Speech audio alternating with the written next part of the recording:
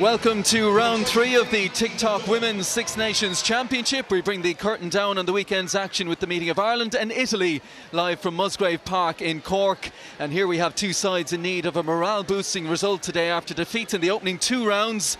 For Ireland, under new management, losses to Wales and away to France. Italy opening with the 2 toughest fixtures, France and England, and how they have emerged from that bruising game against the English will tell us a lot as they go in search of a first ever away Six Nations win on Ireland's soil. Well, 2 games already played in round 3. Yesterday, England would too much for what's been a resurgent Wales when they met at Kingsholm.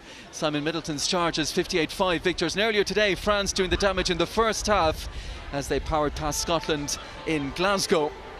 And those results have left the TikTok Six Nations Women's Championship table looking as such. Already you can see we're heading towards that crunch final weekend showdown when England go to Bayonne. At the other end, Italy, Ireland, Scotland fighting a different battle. Well, in terms of the Six Nations head-to-head, well, it's very much stacked in Ireland's favour. Italy struggling for victories. And certainly when you transfer that to games in Irish soil, it is very much all Ireland. Italy, as we mentioned, still seeking their first victory. They've come close on a couple of occasions at the last game, so Ireland win it by 20 points a year ago. But for the Italians, it's not been a straightforward build-up. There was a team named 2 days ago, but then COVID struck, denying them 4 players. So Andrea Di Giandomenico has had that to deal with. Nia Briggs, you can see right of picture, part of the Ireland coaching staff now, and a big role to play as Ireland go in search of their first victory this year. Well, a big factor in speaking to Nia Briggs earlier is the weather conditions. Temperature in and around 9 degrees, but it's the wind that these players will have to deal with. It is strong, it is blustery, blowing down into one corner at the moment. But how will that affect the respective kicking games and even the line-out throws? We'll wait and see. And on an historic day this, as Musgrave Park in Cork hosts its first ever Ireland Women's International Test match, hoping for in the region of 6,000. Those that are in have been building this atmosphere nicely. Young and old, and this Ireland women's team continue to be well supported. One game in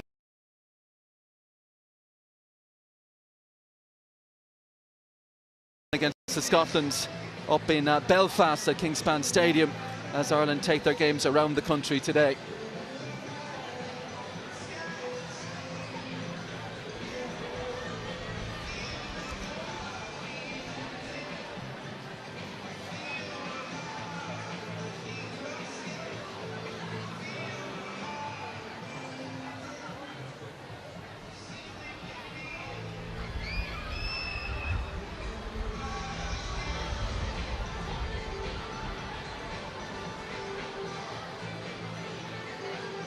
Well, the Six Nations split already apparent. Holders England looking the fearsome force we expected they would be. France clearing a path towards that showdown with the English on match day 5 in Bayonne. For the rest, it's the battle to be best of the rest. And for Ireland and Italy, both pointless, in need of a real pick-me-up today. The Italians might well feel their tournament in essence starts here after that round 1 loss in Grenoble was followed by last weekend's pummelling at the hands of the English. The 2 toughest games in the calendar are now put behind them. So what can Andrea Di Giandomenico's side produce over their remaining games, starting here in Cork today against Ireland? The home fans expectant, awaiting the arrival of their team. And the Italians, for the moment, kept waiting on a chilly and blustery afternoon in Cork. But now the music cranks up, signalling the arrival of the Ireland team, soon to be led out by their captain, Nicola Friday. Well, despite positives in the performance, the opening RDS loss to Wales set the new regime off on the back foot. Round 2, hard to lay a glove on France in Toulouse. But there is a feeling that maybe today is the day. Pressure existing not just at the top of the standings, England and France, but today very much a big one at the opposite end as well.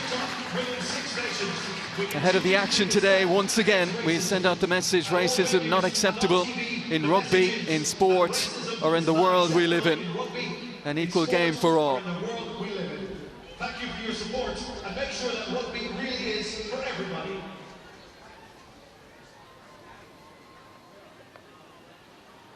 And also in very, very difficult times, the rugby world stands in solidarity with Ukraine. We strongly condemn the invasion, and our thoughts are with those affected by this crisis.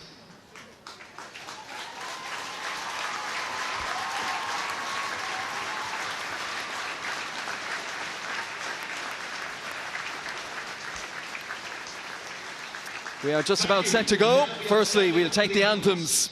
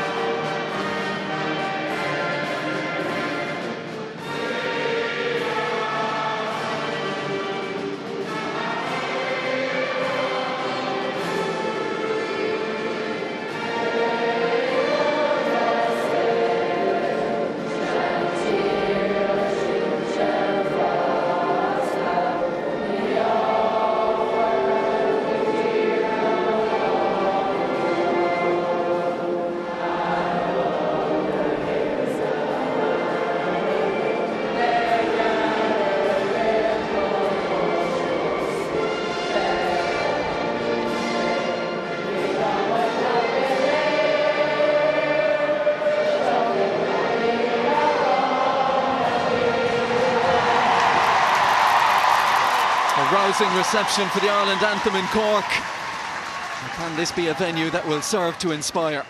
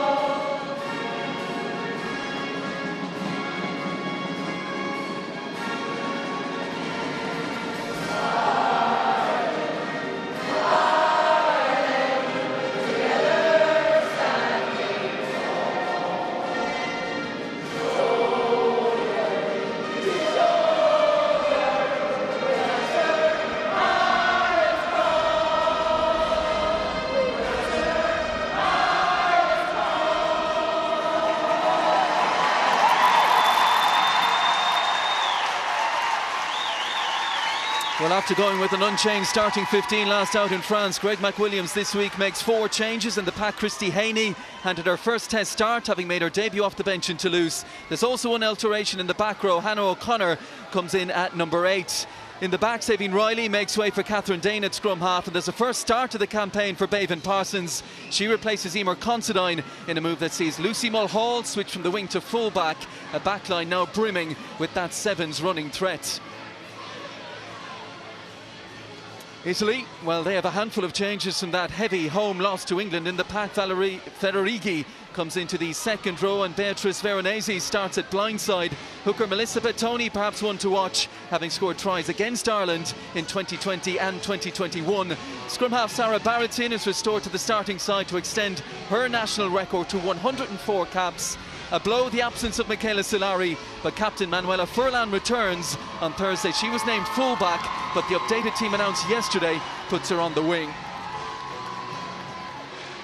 The Ireland bench includes Aoife Wafer, set to make her debut, and the returning Aoife Doyle. Italy with 7 of their 8 replacements with 5 caps or less. Long-serving scrum half Sofia Stefan, the exception.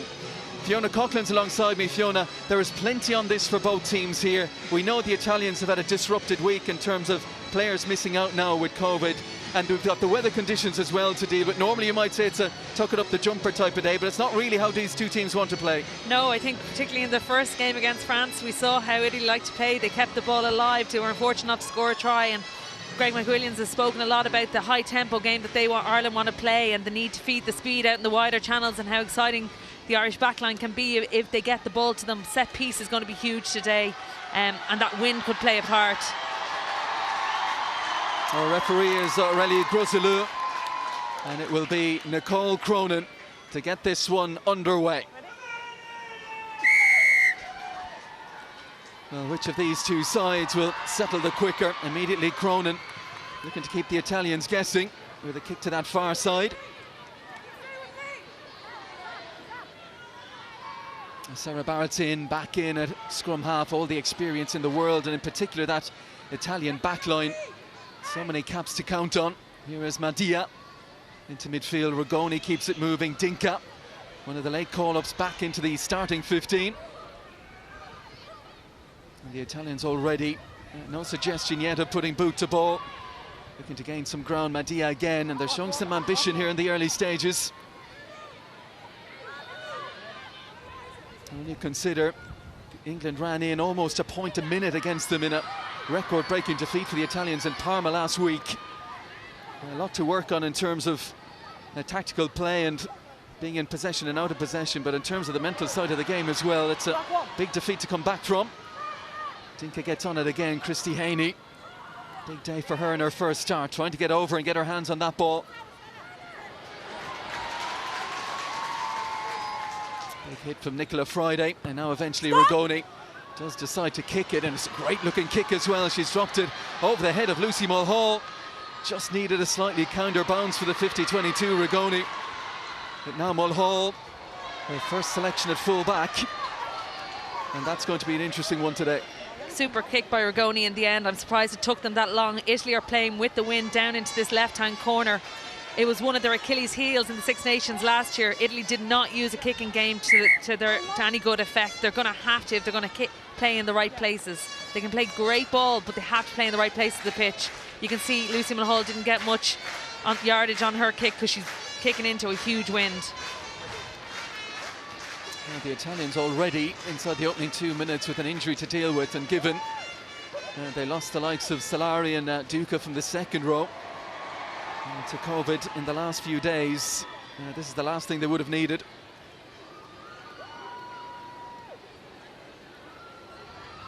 I think it could be just contact lens. Let's hope that all it is. It looks like it's Lucia Guy on her 79th cap, the tight head prop. And good to see her back on her feet. I was watching the Italian lineouts ahead of the game as they were practicing them. The wind was causing absolute havoc. So let's wait and see if Tunisi, who's now partnered in the second row by Valeria Federighi, can work this to their advantage and can secure this first line-out. Del McMahon, a late arrival to the front for Ireland.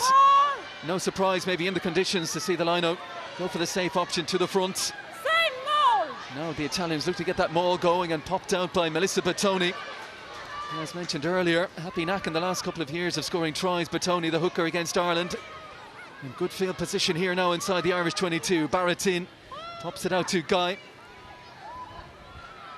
Both sides of the field to work with. Madia. And Baratin drawing the referee's attention to an indiscretion by one of the Irish players. The Italians with the advantage here. Monaghan, well, meeting Tunisi right on the 22. Shuddering hit between the two second rowers. Baratin again. Madia, flat ball for Dinka. No space for her. Cronin, and making sure she was in sharply with the tackle along with Edel McMahon. Baratin, and now Rigoni. Oh, floats a lovely ball out to Dinka. Doesn't have the pace to get away from Amy Lee Murphy-Crowe though. But they've been ambitious in the opening 3 minutes, the Italians. Look, they're so exciting to watch how they play, keep that ball alive, looking to get it into those wider channels. Ireland's defence was quite good. They were kind of connected, but gave away a penalty. I think it was Dorothy Wall for going off her feet. 6 penalties already in this campaign. Really need to be tidying it, particularly in this scoring area right in front of the posts.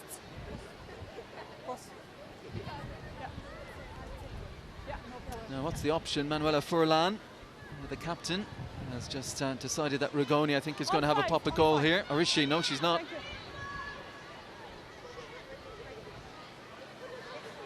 Surely they have to go for posts. Yeah, I think she's just waiting for the tee to come on.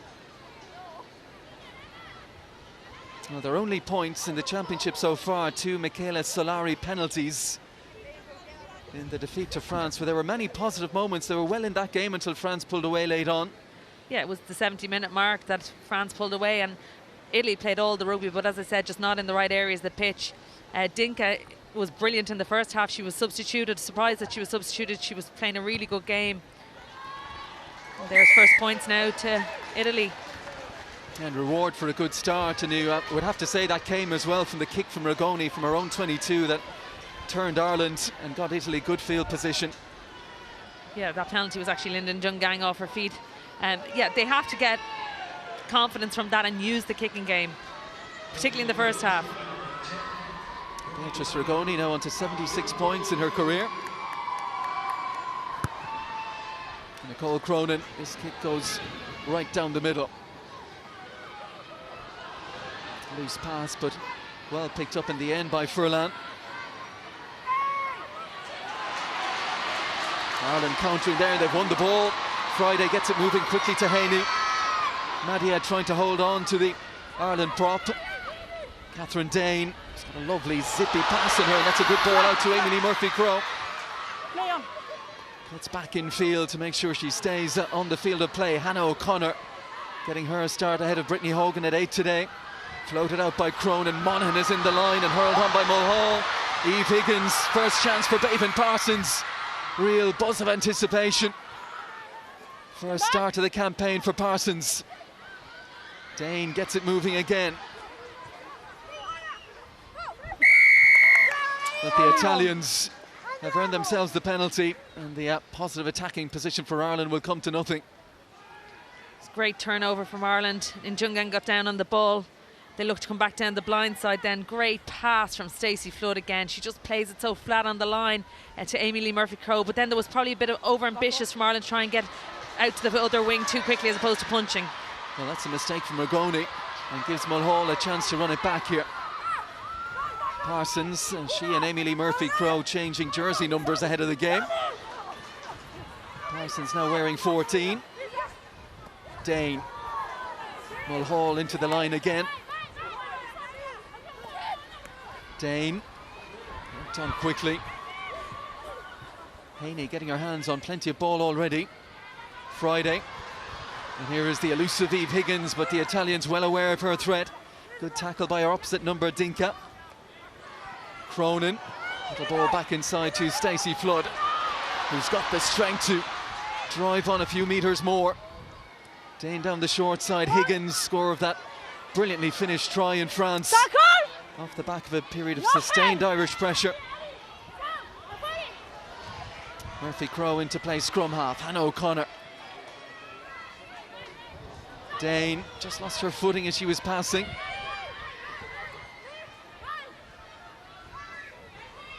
Flood A little grubber kick through. Back one. How's that been knocked on? Barrettin. Giordano.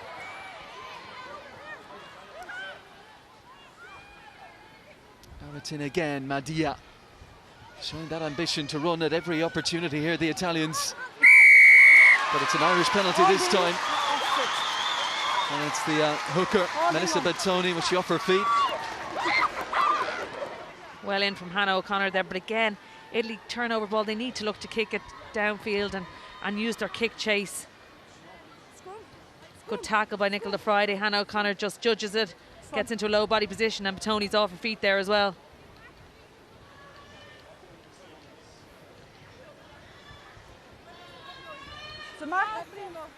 First scrum of the game will be interesting. Obviously Ireland struggled against France. They put in a bit of work this week. They've been out scrummaging against the UCC under-20s under the watchful eye of the senior men's coach John Fogarty. So with regards to weights, there's not much difference between the packs, so it's about Ireland getting lower than Italy. Italy's scrum has done okay against the likes of France. Bang! Set!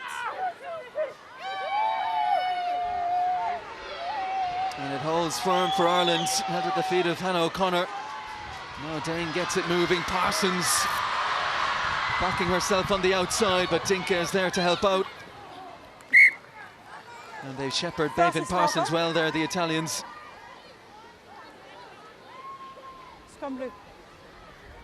Ireland's got the scrum up on the left-hand side. Parsons was 1v2, probably wasn't the right option.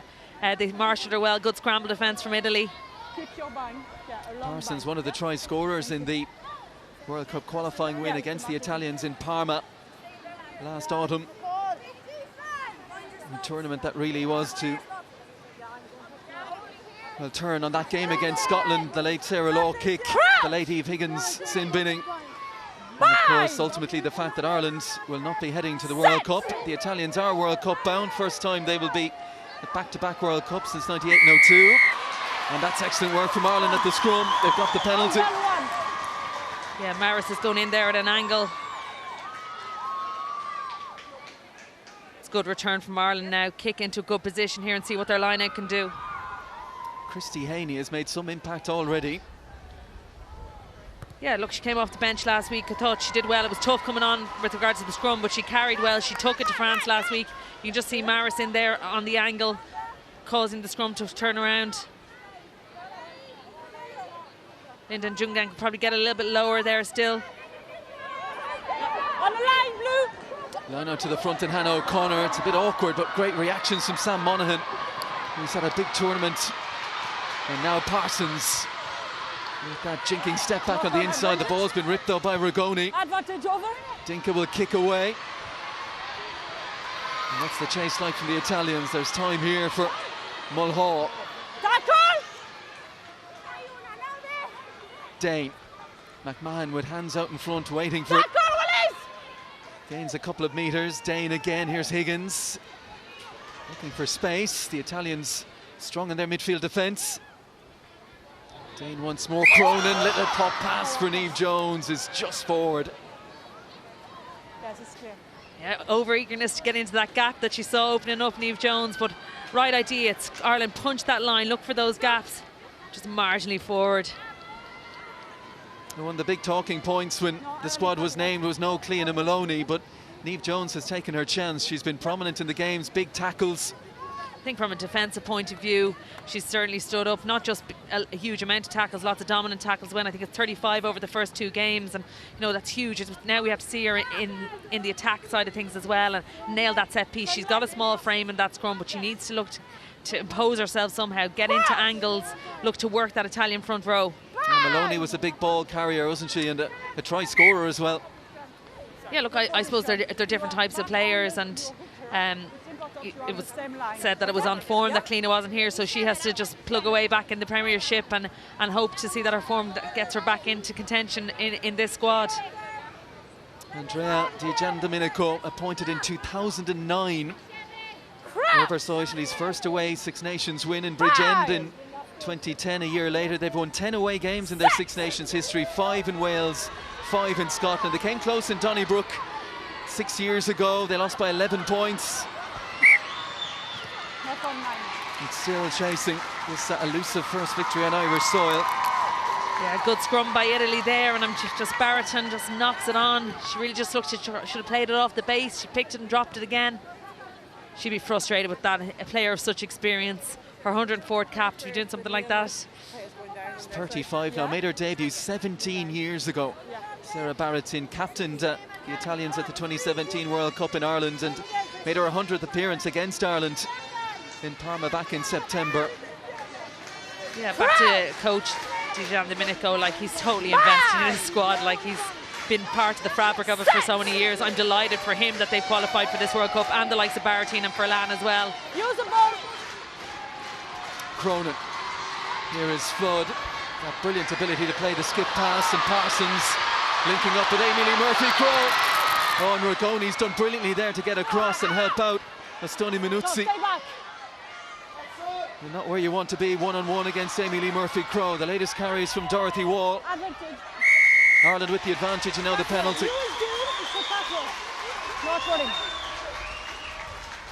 Tackler not rolling away there, Federighi. The contact is good, but tackler not running. Just see the way Ireland, if they can get to both those wider channels, how exciting they are. But again, Italy's scramble defence is excellent to marshal them, not give them that break down the wing and force Ireland back on the inside.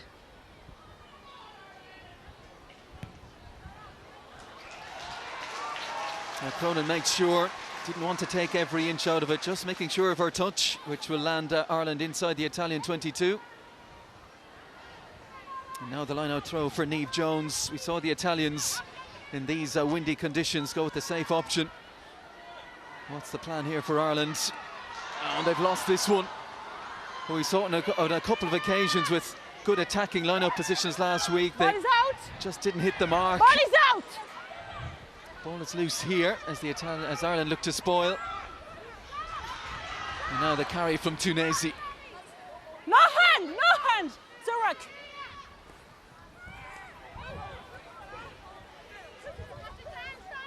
Well, that would be a source of frustration, but there might be another opportunity. It's knocked on by Madia. Yeah, unforced errors from Italy. Barretine at that scrum, and there we see Madia just taking her eye off the ball to see where she was going to kick it, and doesn't make good connection. Italy do well, they read that well, they get up in front of Friday. She really needs to get in front of Italy and tack with that inside shoulder. Whether that's hard up at 2 or hard up at 4, just in that 3 position, it's very hard to get the ball over that Italian 2 jumper's head. It's tough for Niamh Jones, so they have to change the call, particularly in these windy conditions. Attack hard at the front of the line out. You wonder in these conditions if we might see a little bit of improvisation with the line-outs, a few little run-arounds the front.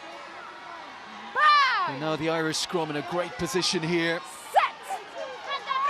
Amelie Murphy-Crowe had gone in field, now she's gone back out to her right wing as the Italians get the squeeze on. It is Murphy-Crowe. Scored a brace on her first 15's start against the Italians last year. Cronin. Flat ball from Jungang. It's gone backwards though. And the Italians have slowed this down. McMahon has got Sam Monaghan right there with her.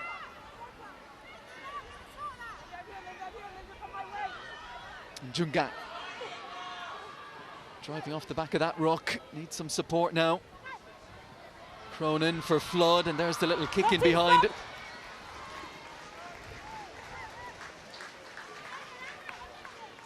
No real opportunity for Parsons to get on the end of it though. Yeah, Ireland probably should try and keep the ball in hand, but using their forwards more off 9, off 10, look to suck in that Italian defence a little bit more. Really have to put pressure on the Italian line out now. It has underfired, so Ireland should have confidence in trying to get up and put pressure on them. It's an overthrow there. Monaghan is a little unlucky, it just broke forward off her. Aurelie Groizeleau is happy to let play go on though. Niamh Jones. You grab the tackler. You grabbing the tackler. Yeah, you're grabbing. You Okay. grab the tackler. That's You don't Niamh get- Jones told, isn't it? You don't get see referees penalise the attacking team for that much, but players are doing that. They're pinning the tackler in so they can't get out. And, fair So play it's to not referee for possible noticing for the tackler and calling to it. Very warning, rarely okay? it's called. Over. Thank you. And that's difficult for tacklers now. You've got to get out of there and be seen to be getting out of there, but teams will try whatever they can just to pin you down and hold you in there. Yeah, you just see her left arm there holding her down to the ground. Now Bettoni, and that's better, well secured in the middle of that lineup. Madia for Rigoni. And the latest carry from Sarah Tunesi. Made her debut at the UCD Bowl at the last World Cup. The Italian second row. Awkward ball thrown up the back, and we've seen a few of those already. And Baratin looking to settle things down again. Lucia Guy. Back with Rigoni, and under pressure from Stacey stopped. Flood. She gets her kick away. Oh, it's a lovely touch from Amy Lee Murphy-Crowe. Off the boot and into the hands. Not for And this time it's the Italians penalised. Dinka not rolling away. Some skill from Amy Lee Murphy-Crowe there. All the footballing skills. I don't think she ever played football. She was an athlete back in her, before rugby. Again, Italy probably aren't kicking at the right time there. At that stage, Ireland had 4 back in the backfield and didn't get a huge amount of distance on it. Skills.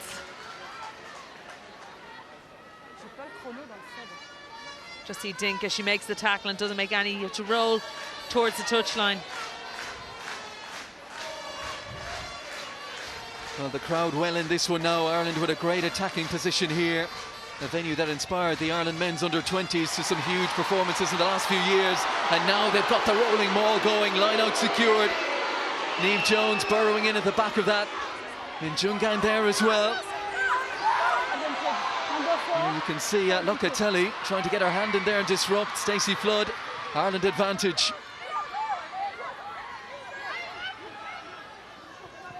Monaghan. Real appetite for work, Sam Monaghan. Edel McMahon, the latest to have a pick and go. 5 metres out, Ireland. Still 3 points to nil. The Beatrice Rigoni penalty, the only score we've had so far. Dane has a little dart back on the inside. Good tackle by Baratin.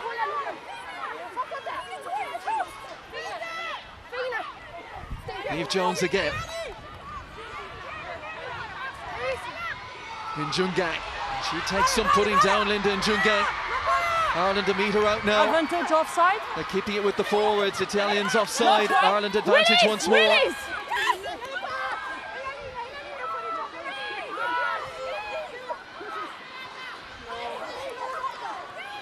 Well, they're pummeling away at that Italian line, but not quite there yet.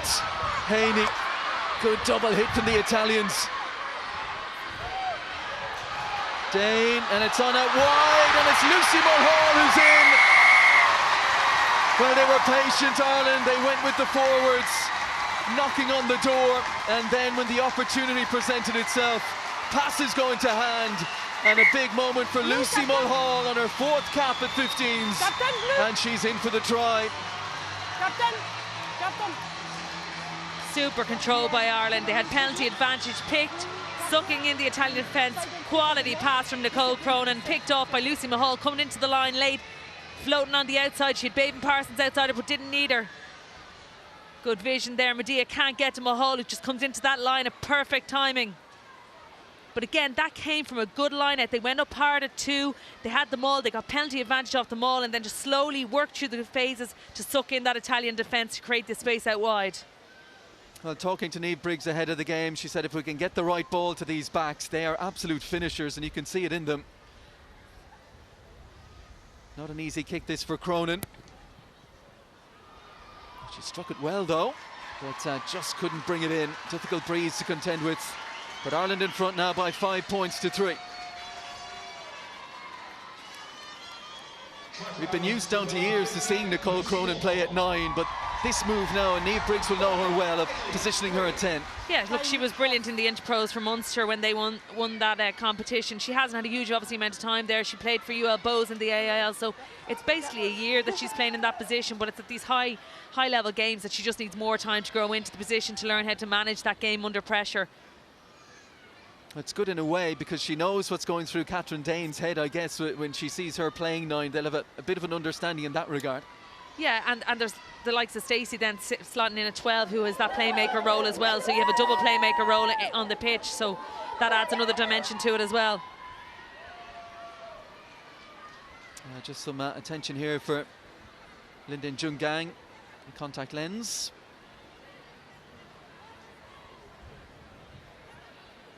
This could take a while in this wind. But for Greg McWilliams, the importance, and you nailed it as you said, it was the line-out which hadn't worked a previous time, but they got that one right, and from there, well, they just had a dominant position off the maul and then through the phases. Yeah, and it was brilliant control. You know, they didn't rush to go wide, they just waited until that space was there to get the ball into the space, so it was really well controlled. That's a good restart, but very well taken by Monaghan. We've seen already how good she is in terms of offloading. She was looking for another one there. None of her teammates quite close enough. Dane zips the pass out to Cronin. Flood with time in the backfield. And here's the try scorer, Mulhall. Looking to get those hands free and the ball away to Parsons. Offside. Number 10. Where, Francesca? Medea was offside there in the middle of the park. Referee, just as the last try was scored, warned Italy about the number of penalties that they were giving away. Just see Medea coming up there. Lucy Mahal again moving to full back. This is the first time she played the second half last week, obviously at full back, but she played in the centre for Wicklow, and then she started her international career on the wing. So interesting move to full back. Obviously a lot to learn in her positioning with regards, but I think she's going to be hugely exciting with regards to attack from that full back position. If I'm not wrong, it was Tina Healy, and she's a very good footballer back in the day before she turned it to rugby, Lucy Mulhall. But again, those sevens runners are just fantastic to see when they get moving. And there is the sevens tournament coming up at the end of April, and so with England and Scotland still to play beyond this, those sevens players will not be available to Greg McWilliams, which will be a big issue to deal with, but will present opportunities for some others. I know you're looking forward to seeing Aoife Wafer come off the bench later today, but more on that in a minute. This is a fantastic run from Astuni Manuzzi, weaving through the Irish tackles. Baratin. Oh, and another break here, Veronese. Brilliant hands again from the Italians. Important tackle that from Stacey Flood, just to check the Italian momentum. Bettoni taken down by Edel McMahon. This is a flowing move from Dijan Domenico's side. Niamh Jones, it's in another one of those dominant tackles. Tunesi put to ground just outside the Ireland 22. Madia. Astuni Manuzzi, who made the initial break to get the Italians into this position. Rigoni, Veronese.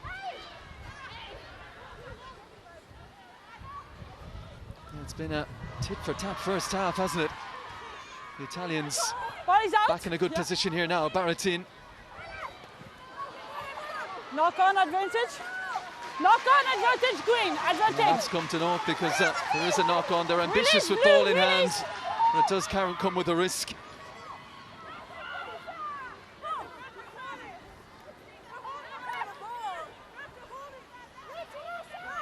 Dane trying to draw the referee's attention. That was an Italian hand slowing that ball down. Flood looking to run it out, and it wasn't held, so she can go again.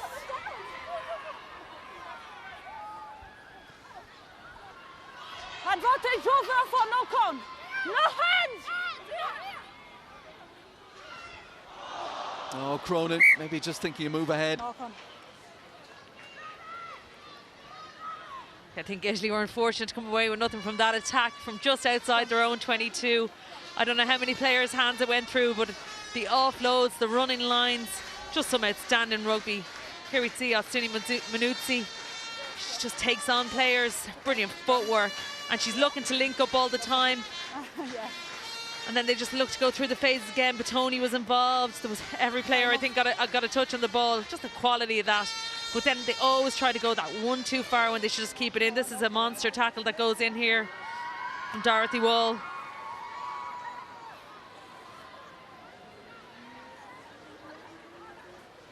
Again, Nicole Cronin, just the over-eagerness to get the ball into those wider channels. Big defensive hit, all right, from Dorothy Wall. Only Poppy Cleo, from the stats we were reading earlier in the week, with more carries than Dorothy Wall so far. But in terms of possession, it's 60-40.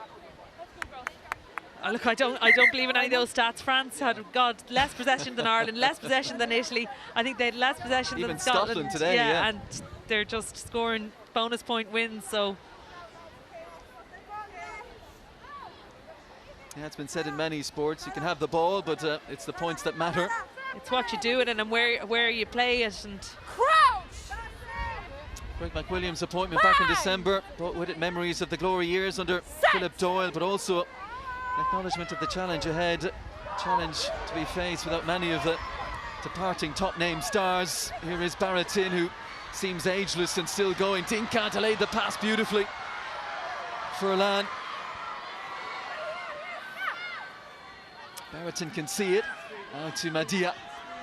That one's gone backwards.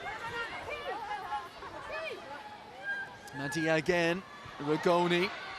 Escapes through her hands, but well taken by Dinka. Furlan there in support. Tunisi with the pass into midfield, but Tony's got it away. And then Fedrighi. And it was the backtracking Stacey Flood who shot up out of the line, anticipating one pass more, who managed to turn and check and get back and get Ireland back in possession. Stop! And Flood herself to kick it away. You're onside. Nice piece of work by Furlan, but David Parsons standing there waiting for her, bundles her into touch. Furlan should have done better there. She should have played that ball on the inside. She had support there from McGaddy. Thought she might be able to take Parsons on. There's very few players that can take Parsons on. That ball had to go back on the inside. Time off. Good left foot from Stacey Flood to get Ireland out of trouble. And then it's the quality of the chase. She does it remarkably well to stay in here, but she had to pass that ball. And Bevan Parsons, she's been itching for the start, coming off the bench in the first couple of games. Yeah, look, we saw last week her over-eagerness at times. 3 errors when she came on the pitch in the second half. It's just eagerness to get on the ball, eagerness to make things happen, but she certainly gets the crowd on their feet every time she does get the ball or get involved in some way. Yeah, she's an excellent try-scoring record, including, as we mentioned earlier, against the Italians in the qualifiers back in the autumn. Look, teams are conscious about what she can do. They'll marshal her as well as they can. They'll use the touchline to their advantage, which we've seen from Italy so far, not allowing the likes of herself and Amy Lee Murphy-Crowe too much space or time on the ball. Christy Haney requiring some attention.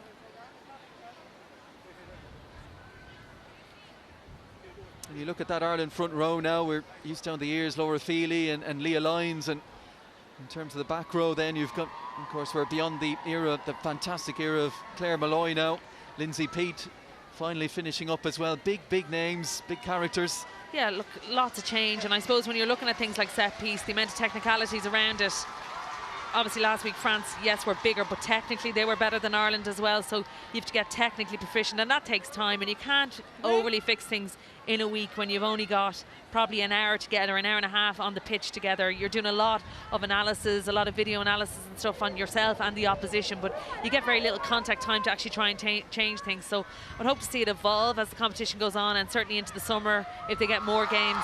Excellent line-out throw that from Niamh Jones, but plenty of zipping it right to the front. Here is Parsons. Eve Higgins works it on to Stacey Flood, flings the pass out to Amy Lee Murphy-Crowe. Big hit from Veronese. Dane for Dorothy Wall. Big ball carrier. Cronin into midfield comes Monaghan, breaks through the first tackle. Cronin again. Eve Higgins, lovely little shimmy back on the inside. Hannah O'Connor, good clear out work there at the ruck. Monaghan again. Heading towards the half-hour mark at Musgrave Park. Ireland by 5 points to 3. Cronin now with the little dink over the top for Stacey Flood, who's got it. Front foot ball again for Ireland. Dane quickly on the scene. Monaghan with or Edel McMahon rather with the carry this time. Dane over the head of Cronin to the Irish try scorer Mulhall.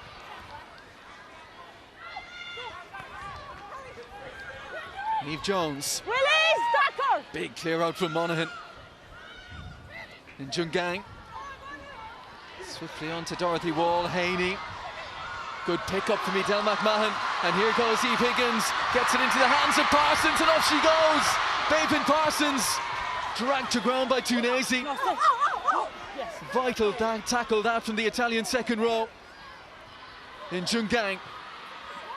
Support there from Wall and from Haney as well. Dane for Cronin. Monaghan once more in midfield. Cronin pops it to Jones, who's through the first tackle. Eve Jones, legs pumping, taken down just 3 metres short. Amelie Murphy-Crowe will get a second bite at this one and she's over. Or is she? Well, it looks like it's going to be pulled back, is it? Nicola Friday looking for an explanation. We have a tackle.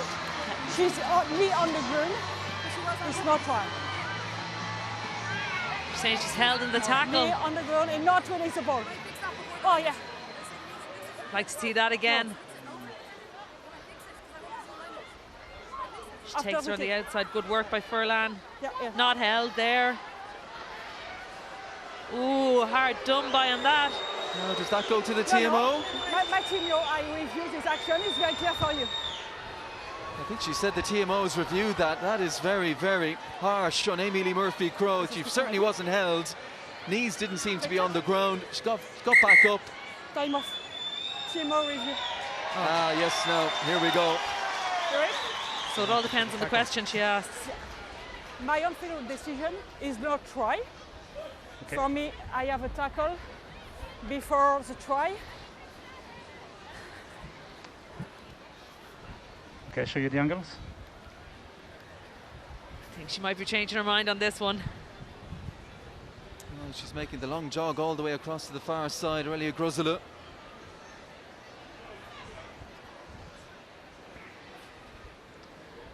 She's got her near side touch judge with her as well, who would have had a very good view of this. Furlan did really well initially just to make the tackle.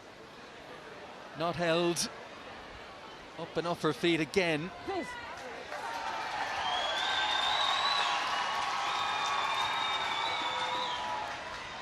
Already, this is the best angle.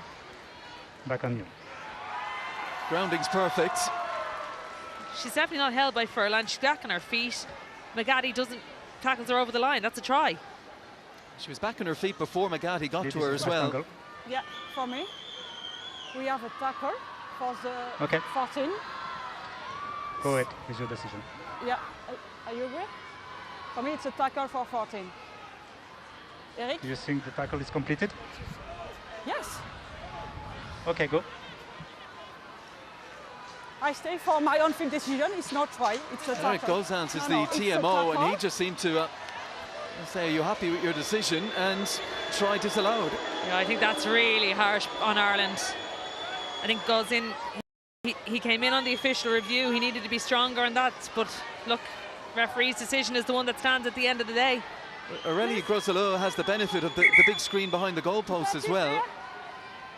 She wasn't changing her mind on that one, and we go on now with a line out. Time But on. what a try it would have been. It came from a Nicole Cronin chip over the top to Stacey Flood, and just some brilliant Irish attack.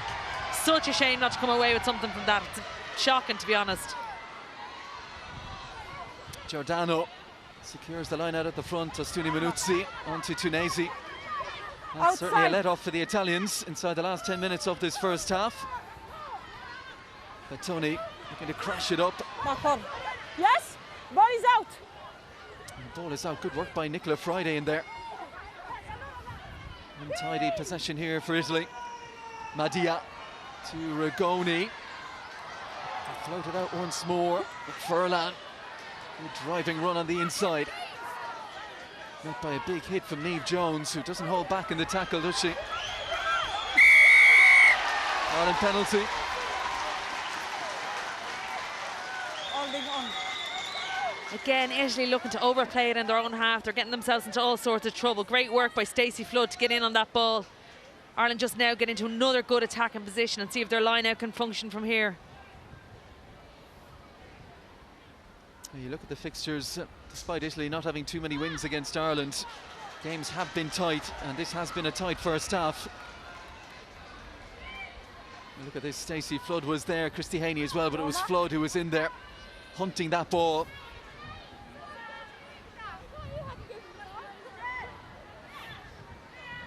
Now Hannah O'Connor at the front again, Friday behind her and Dorothy Wall, the third in line. It's Nicola Friday. Very clean line out from Ireland, and the ball is off and moving again.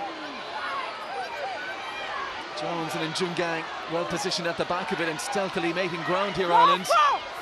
Looks to be in the hands of Njungang, and she'll sheer off now. Furlan and Madia charged with halting her progress. Friday. Can Dane keep this moving? Monaghan. Advantage offside. Again, always gains yards. Sam Monaghan. Haney. Head down, legs pumping. Ireland inside the 5 metres. Stay back. Dane for McMahon. Strong Italian defence. Monaghan again. Well, she's the go-to when they're in this tight. Ireland trusting her to make ground. Dorothy Wall. A metre short here. Big moment So this late in the first half. 8 offside. There's an offside here against Giordano. Ireland with advantage. Huge hit coming in from Tunisia on Edel McMahon. Now the chance to go wide. Nicole Cronin stepping. Just couldn't quite reach Nicole Cronin. Dane. Stacey Flood. Parsons. Still Bavin Parsons. Knock on. No Knocked advantage. on. Yeah. Ireland had the penalty advantage though. Time is off. Yeah, she's going to have to stern words. I think We there was have 3 two offsides advantage in a for row. Offside. No, time is off. I could Time just is see off. Amy Lee Murphy Captain. Crow wanted the ball Yeah. across quickly for a chance to go early, but We have 2 the offside. referee has a word Number to 8. dispense first. Yeah. And the card is coming out here for Giordano. 2 option, captain. 2 option. Yeah, yes. On 5 or here? We're going to 5. You just see that Ireland were probably trying to force it again to try and get into Parsons' hands. She's been ripped 2 or 3 times, leading with the ball. Ireland have that confidence in the line-out now Friday. No hesitation in saying that's what we're going for. And particularly now with the Italians down a back rower. And Elisa Giordano. Really good chance this for Ireland. Just over 6 minutes to go in this first half to extend that advantage. Yeah, really well set up maul. They went up hard at 2. Eventually a bit of dancing around in the line out. Went up hard at 2, set up the maul well. Just worked through the phases. Sam Monaghan's been involved in some huge carries, just sucking in some 2 or 3 Italian players every single time. Such an imposing player for Ireland.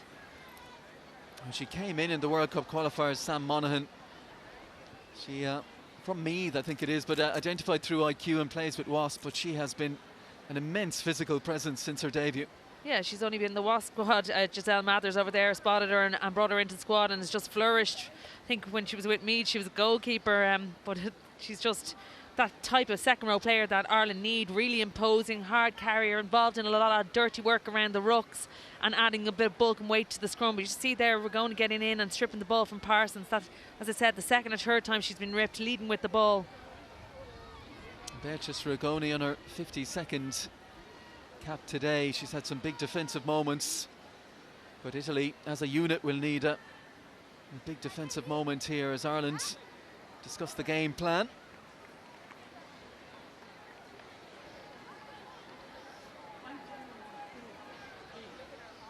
Diamond. Yeah, no, almost not far off 2-1 in terms of the tackles made. It's just all the possession Ireland have had. Italy are just under the pump, particularly in this zone. Ireland have to come away with something now before half time. One loose line out early in the piece, but since then Niamh Jones has been bang on with these. Well taken by Hannah O'Connor. The crowd urging Ireland on here as they creep ever closer. They're the most threatening maul so far. They're very close, very, very close. They're over. This try counts. Is it in Jungang? I think it might well be. Well, it's Niamh Jones. They get up together. It's one of the two. Yeah, I think it was Jones there at the back of the maul, controlling it. Worked by Catherine Dane as well to keep him checked. But again, simple line out, up at 2. Italy don't contest. They get a really good tight maul. See Hannah O'Connor here. No competition there from Italy. Really good at the front, not banking that line out, and then just great control here. Dorothy Wall is just shearing up in front of Niamh Jones.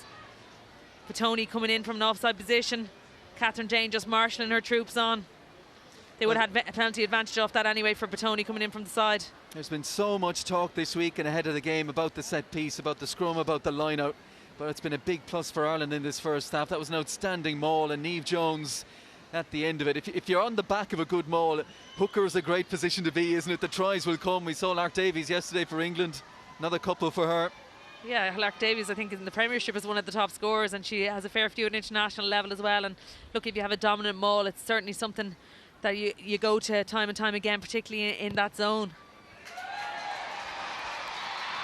Just drifted at the last minute for Nicole Cronin. They conceded the early penalty to Rigoni. It's been a really good reaction since then. The Italians have had their moments, but Ireland are playing now, and off the back of a set piece, that always gives you a good platform to work with. And being ruthless when Italy are down a player as well. I think it's really important. It won't just happen for you, it's about making things happen for you when you've got a one-player advantage.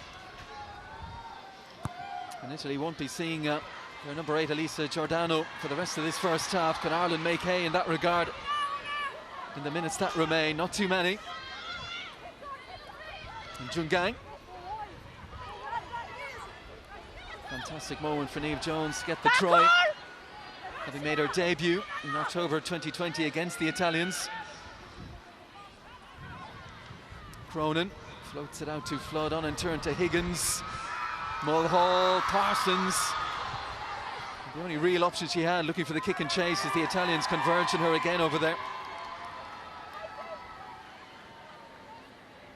Well recovered by Eve Higgins there. We haven't seen a huge amount for her yet, but she has been on form the last 2 games for Ireland. Not a lot of options for Parsons, but in heavy traffic there, trying to get the kick away.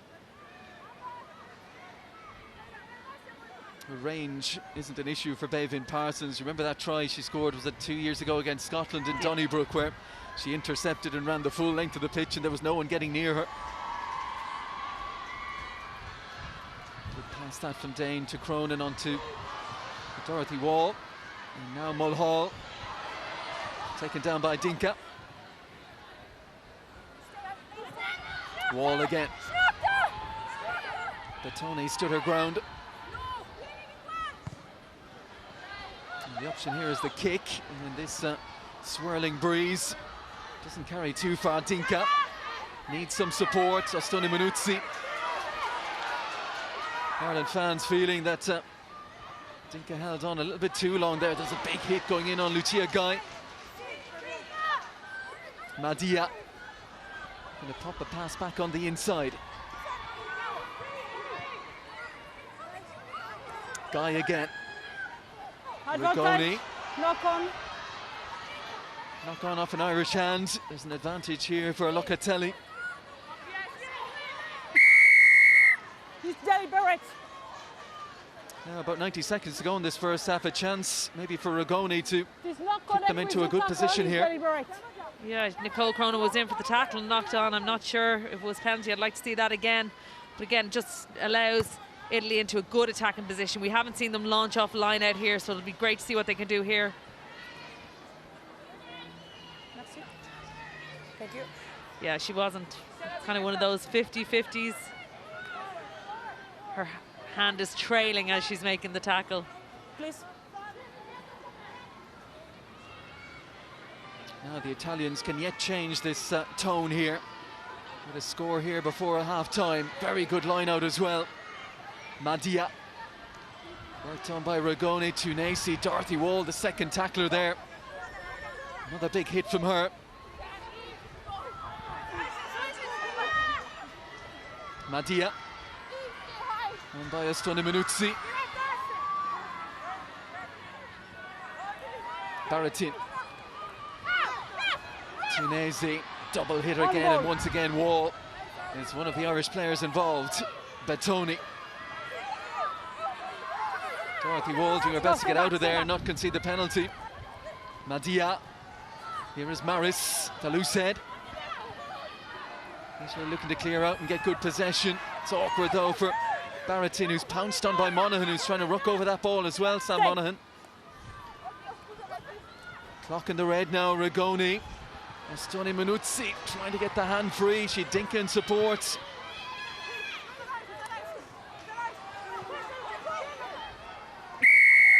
Offside.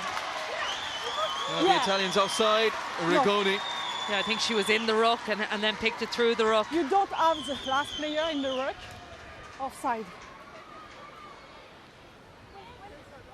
Well, that will see Ireland, I would imagine, safely through now to half-time and into the dressing rooms with a 7-point advantage. Well contested first half. Ragone's penalty 4 minutes in. The opening score of the game, but the 2 tries of the first half have come from Ireland, from Lucy Mulhall and from Niamh Jones. One finished by a back, one by the hooker. And Ireland off to a good ovation here in Cork. It's a game with a lot on it, as we mentioned. 2 sides who have lost both opening fixtures in the opening 2 rounds, but it's Ireland with the advantage. A 7-point lead at half-time. Ireland 10, Italy 3.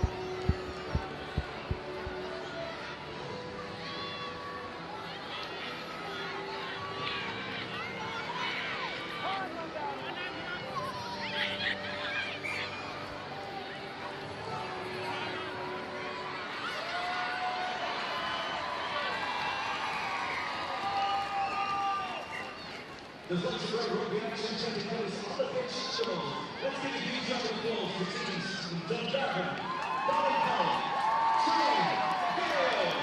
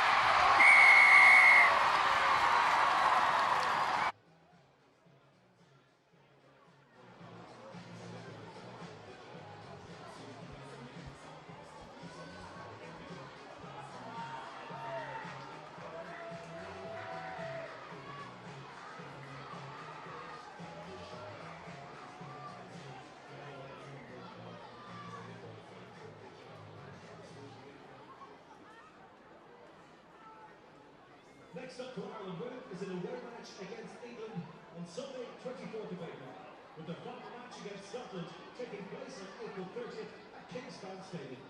Tickets for that match are available on ticketmaster.ie.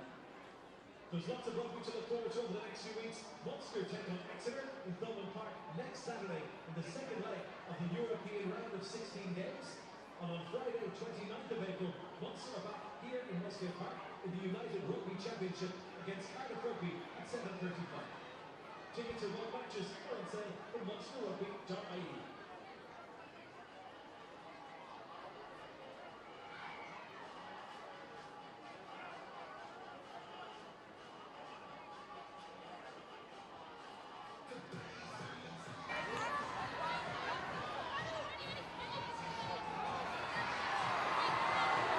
More!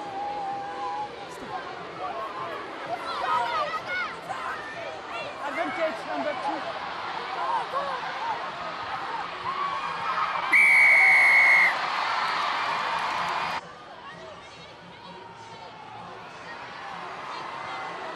More!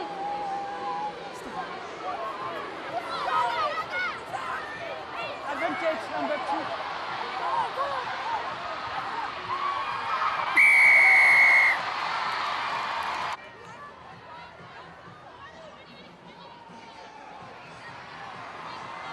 More!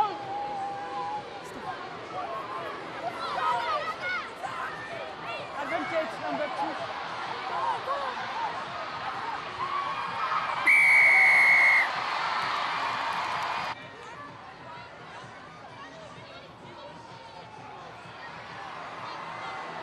More!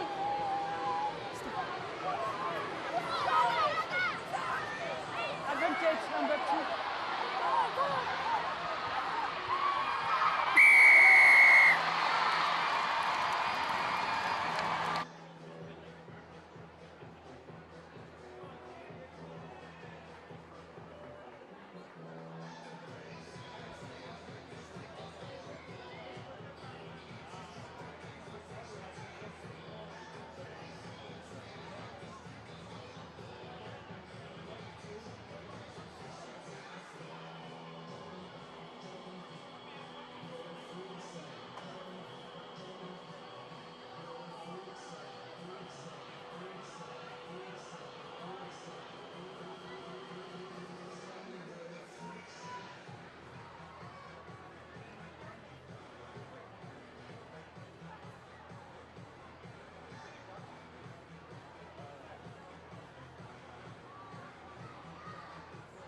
Just a reminder to everyone who's parked in the Black Ash Park and Ride car park this evening, the car park will close at 9 p.m. sharp. We also ask that you respect the local residents by parking responsibly and not blocking driveways on any future visits here to Musgrave Park. Hello from Musgrave Park. There's something bigger than just me.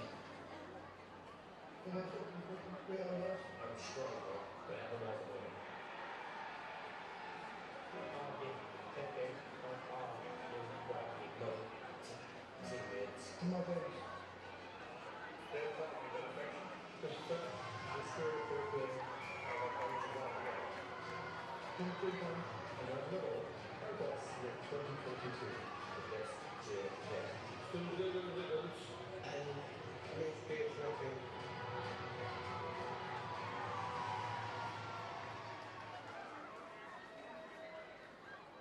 Don't forget to stay up to date on all the chat on Twitter by following @IrishRugby on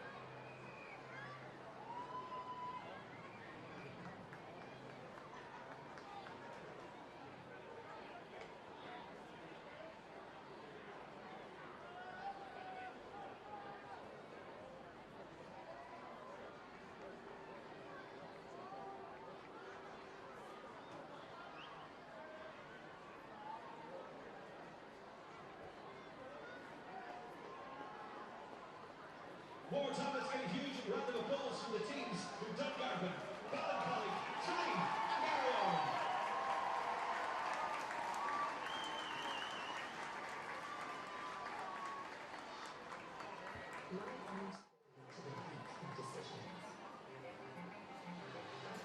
We see a world increasingly impacted by the choices we make. That's why we shape decisions that protect and grow communities so we can all achieve our full potential.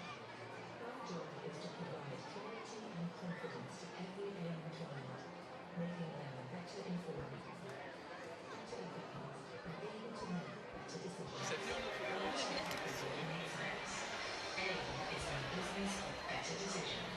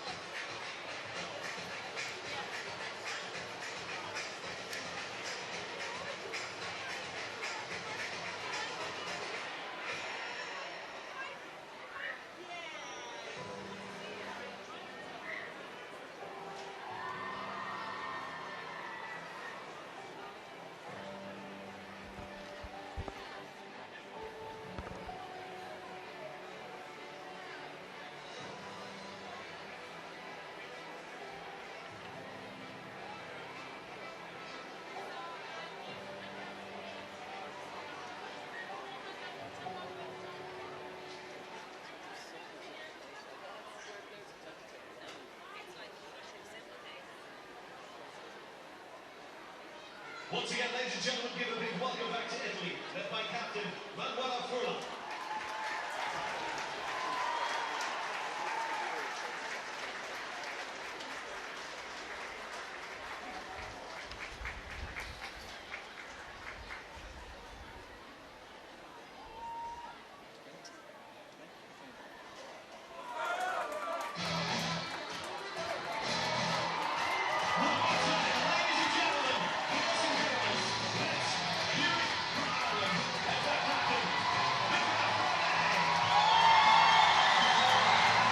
So Ireland emerge for the second half, the final game in round 3 of the TikTok Women's Six Nations Championship this weekend. Ireland with a lead at half-time, but the Italians still very much in the fixture, and it looks like Italy have made a change at half-time as well. The experienced Sofia Stefan, who was a try scorer when Italy beat Ireland back in Parma in 2019, has come on, and it looks like she's replaced Veronica Madia, so it looks like there will be a little bit of a tactical reshuffle here. Fiona will keep tabs on that. Yeah, I'm not sure. Rigoni obviously played out half in the first match. Stefan has played a lot at the wing, so it'll be interesting to see who slots in where. Well, we'll soon find out. There she is, Sofia Stefan, her 65th cap, having made her debut 11 years ago in France. Ready? 14 tries to her name as well. And for now, she's just taken up station on the right wing. But we'll wait and see exactly what the Italians have in mind. Kick-off secured by Sam Monaghan. Dane out to Nicola Friday, who shows her intent, running with 2 of the Italian tacklers, including Federighi. Offside here, Hannah O'Connor. And an early chance for Italy to get good position now. Yeah, O'Connor was just offside there in front of the kicker, not making any attempt to work her way back, but good by Ireland to try and use the wind that they have behind their back. Stacey Flood probably would have liked to get a little bit more distance on that, but that's hopefully what we'll look to see them do. You just see O'Connor there in front of Stacey Flood and continues on her run. You've got to be seen by the match official to check and hold. Now we saw Ireland get some joy from lineouts in this position in the first half. Melissa Bettoni throws right into the middle where Locatelli has been the target. Captain? Yeah, it's killer when you get into good attacking positions like this, and then for the win to slightly take it. Ireland opting for the scrum. Their scrums have been good in the first half. Let's hope that continues on for Ireland in the second half. Obviously a discernible improvement since last week in their scrum. They're certainly lower and more cohesive. As I said, Italy aren't a huge pack, but they've been together a long time. There's a lot of experience in that pack, particularly with the likes of Batoni and Guy. And of course, Elisa Giordano, their number 8, who was sin-binned late in the first half. She's got about 2 minutes left there. They also don't have and haven't had this season Giada Franco, big operator in that back row as well. They've been unable to call on her. Yeah, Franco, Araghetti, Scorbini. There's a couple missing from that pack. If the Italians playing with 14 for the moment, they'll be happy to be down in the Ireland half. Awkward bounce for Ostuna Minuzzi. She's managed to keep herself in the field of play, and what's more, found a pass for Stefan as well. Another big tackle coming in from Niamh Jones. Score of that second Ireland try in the first half. Idel McMahon gets herself turned right side. Now the kick from Dane. It's Eve Higgins. It's off and she's gone. Eve Higgins will not be for catching here. A try score in Toulouse. Well, eyes on that ball all the way. Quicker in thought indeed, Eve Higgins. And what a start to the second half for Ireland. The kick from the scrum half, Catherine Dane. And Eve Higgins does the rest.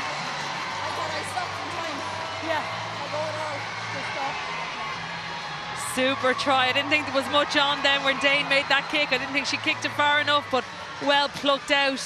Just see here where ball comes from. Great turnover. Hannah O'Connor there making up for that penalty she just gave away. No one in the backfield for Italy, and Higgins picks that up beautifully. Again, this all stems from a good Irish scrum in their own 22. They kick for position, and a super finish from Ireland. Well, just as they concede that try, Italy now back to the full complement with the return to the field of Elisa Giordano, who thought she was coming on at 10-3. 15-3 now Ireland with the conversion attempt to come. But she is so sharp, Eve Higgins.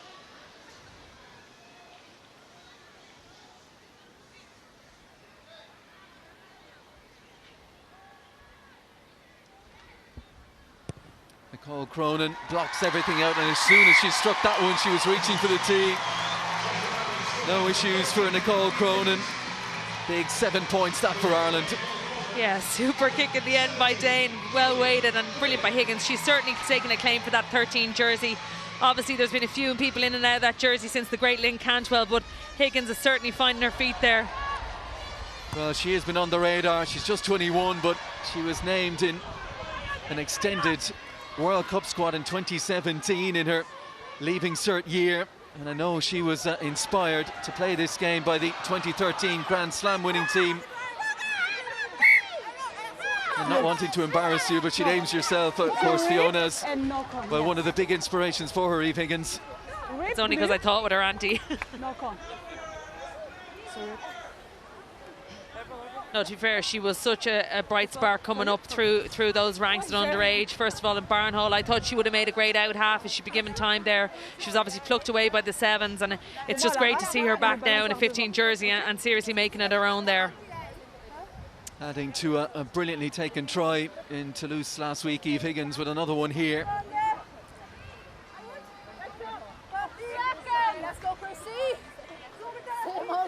Looking back at Rugoni, putting her hand in on Njungang.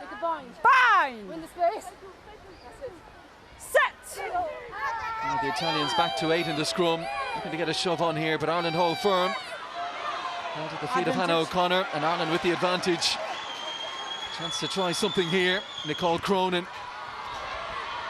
Crossfield kick, all on the bounce now. Amelie Murphy-Crowe, backed up by Mulhall.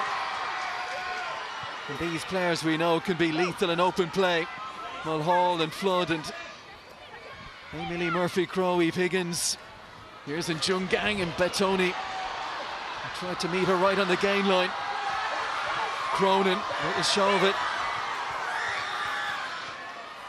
Dane. Hannah O'Connor.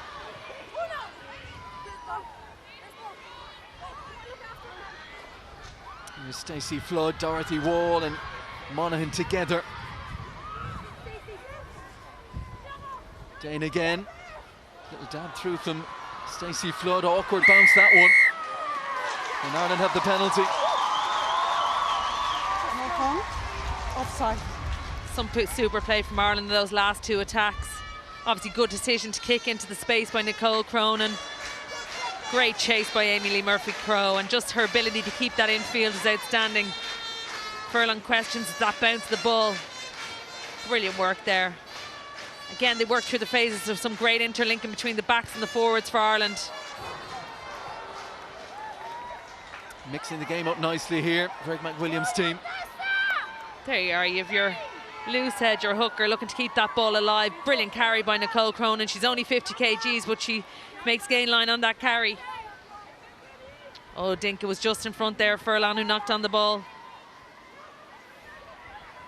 Too tempting for Dinka in the circumstances. Good take at the front from Friday this time. Ireland try and find that maul momentum. It's not there this time, so Jones takes it away. Stacey Flood. Amy Lee Murphy-Crowe has somehow plucked that one. The ball is available. Off the ball issue between Barrington and Niamh Jones. The referee might revisit that in a moment. But Ireland in threatening position again. Niamh Higgins looking to pirouette away from Dinka. Cronin is going to try and release that ball. Njungang. And right there on her shoulder is Mulhall. Dane for Wall, who just fumbled it. No count. No. Yeah. I was probably surprised to see No Stacey count. Flood looking to grubber that in behind, and sometimes with momentum and things are on your side, the bounces up kindly to Amy Lee Murphy-Crowe. No, the ball is She's always hungry, looking out, for work off her so wing. Just play. Yeah, but they are. No. Yeah, no problem. Yeah. The last scrum, your position. And Dorothy Wall offering the hands of apology. Yeah, we probably haven't seen a huge amount of Wall in this season, Six Nations. Obviously she came on like a blaze last Six Nations and she was outstanding. Sometimes it's that second season syndrome, you know, just get caught between coming on players. Opposition don't know you too well, so you're giving that little bit more space and time, and she's just not getting it anymore. And she actually made her debut in an Ireland back row alongside Claire Malloy and Ciara Griffin. And you soak up as much as you can from those two. Big career ahead of her, Dorothy Wall. Stacey Flood looking for the cross kick. Off goes Amy Lee Murphy-Crowe, and she is eating up the ground here on Furlong, who had a good 10-yard head start. The Italian captain under pressure. Well, there it is again, the kick from Flood, the chase from Amy Lee Murphy-Crowe. Yeah, Furlong was probably too bothered about Amy Lee Murphy-Crowe and where she was as opposed to chasing down on the ball. But yeah, brilliant vision by Stacey Flood. She sees Italy, there's no one there, acres of space. And Furlong carries it back over with pressure from Amy Lee Murphy-Crowe that gives Ireland this scrum 5, and they've been dominant the last number of scrums, and when you're 5 metres out, you're really looking to go as an 8.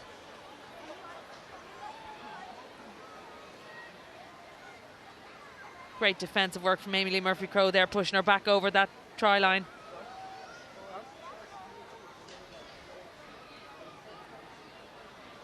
And we've seen this, Irish players playing with smiles on their faces. They're enjoying their day here. 14-point advantage, 50 minutes played. And there's the numbers for Amy Lee Murphy-Crowe, so prolific with the 7s and making her name in a big way now with the 15s as well. As we said, it was her debut, her first start against Italy last year. She scored a brace of tries, also scored against Italy in the World Cup qualifiers, and earlier in this campaign a try against Wales. And unfortunate not to have one here already today. Lest we not forget, there's been quite a reaction to that, we understand, on social media to the disallowed try in the first half.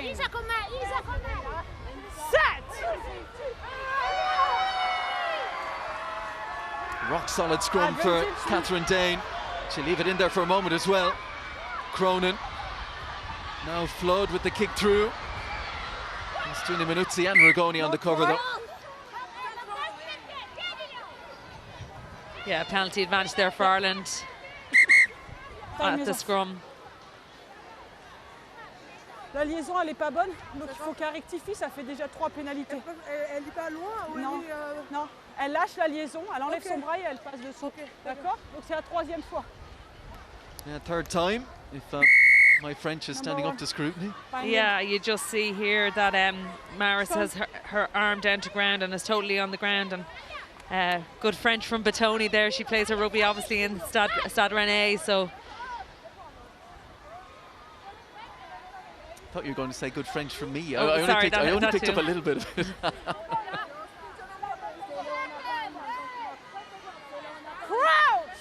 Still a really good attacking position this round for Ireland to go with the scrum again. Set! And Jungang against Guy, that's a heavy hitting head to head. Ireland get the shove on this time and advantage as well, and referee's going across, penalty try.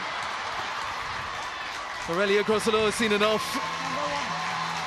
Yeah, Maris was going to ground again on that scrum, and Ireland hugely dominant. Penalty try, that's the bonus point try for Ireland.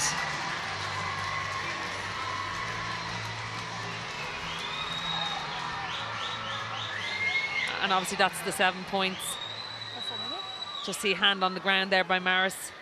Penalty try for Ireland. Ireland 24, Italy 3. What a good position Greg McWilliams' team find themselves in now. Bonus point try secured. 12 minutes into the second half. McMahon presents it. Dane and Jungang. And right there with her again is Niamh Jones. Cronin. Short ball for Flood, who gets it back to her out half.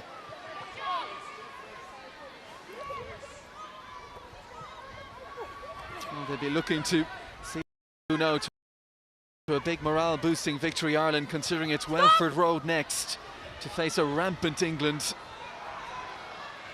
And they finish off in Belfast against Scotland.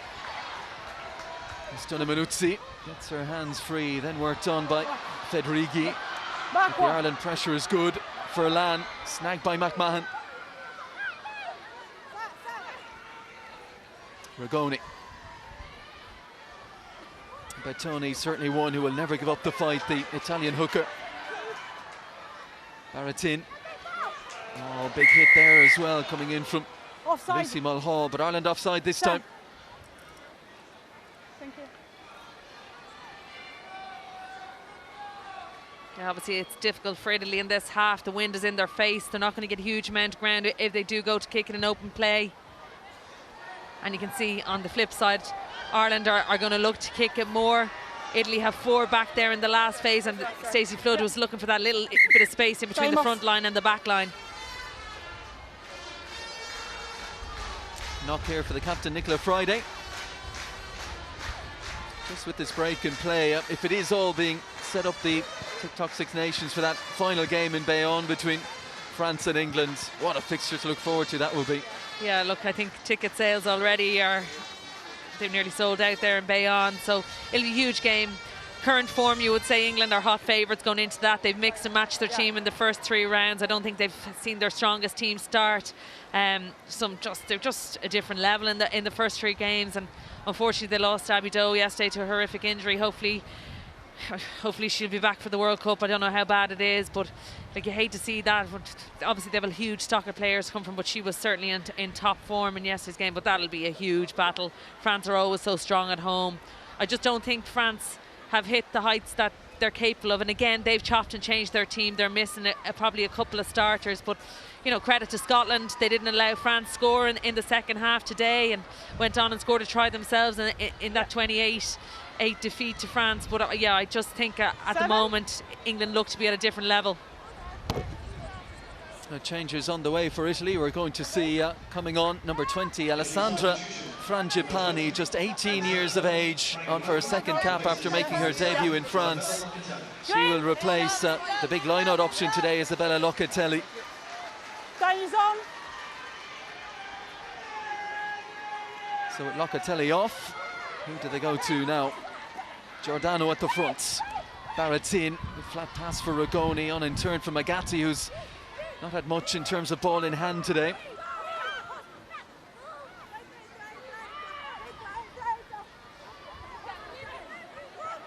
Easily through the phases, trying to gain some ground here. Established good position, Linda and Jungang.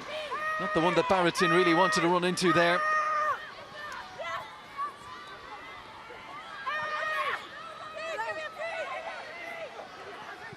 Well, this time Veronese and Stefan, the half-time arrival, waiting on the right wing for something that might come their way. And it might do now. Lovely hands to get it to Veronese. Barrettin on to Bettoni. Well, if the Italians have a big comeback in mind, they've got to get the next score quickly. Veronese has stayed loitering on this right-hand side. Rigoni. Big hit up from Tunisi, who's carried with intent every time she's got that ball. Gai. Rigoni, who can make things happen in these areas. The pass from Stuni Manuzzi doesn't go to hand. Yeah, Italy building a nice attack there. Some of their big forwards coming into it. Tunisi, Verone in there. We saw Bettoni, she's normally involved in anything good about Italy, and Rigoni playing flat on the gain line. They came down the short side there and then go back to the other touchline and just passing it into touch. But they were working hard to get those good gain line carries. Time off. And with that half-time change, the departure of the out half, the starting out half, Veronica Madia, it is Rigoni who's gone in at out half, and Sofia Stefan has stepped onto the wing. You often see her as the scrum half for Italy.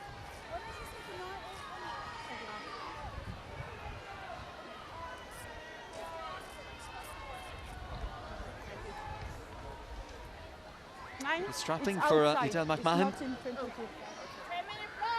Here. Scrum.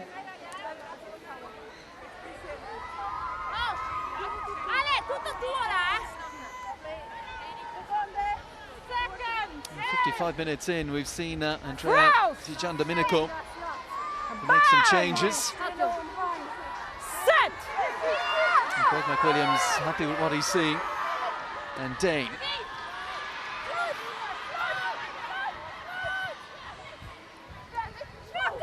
Friday.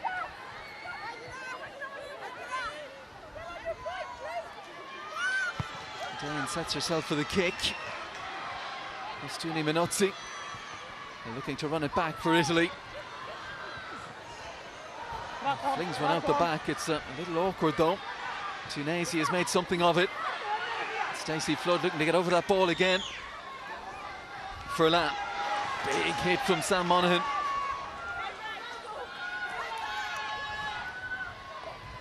The Italians still pummeling away. It's the 18-year-old Frangipani now.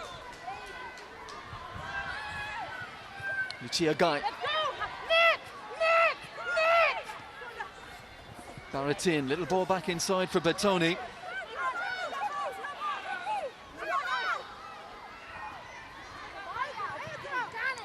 Keeping possession, Italy, but not making much ground here. Ireland keeping two in the backfield, Lucy Mulhall and Bevan Parsons. Stuni Minuzzi.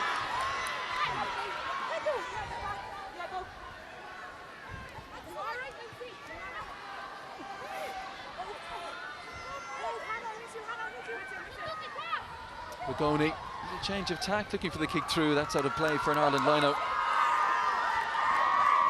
Hard physical yards, the Italians trying to gain them there, but didn't get too far. Yeah, just look at this hit from Sam Monaghan, opposing herself again. But yeah, there wasn't much on for Italy. They were working through the phases, but as you said, they weren't making much ground. And then Rigoni just looks for that little dink through, trying to find some space for players, Italian players, to run onto. Blue, no. Stay. Blue. Ireland with that one line-out loss, and I think that was their first of the game.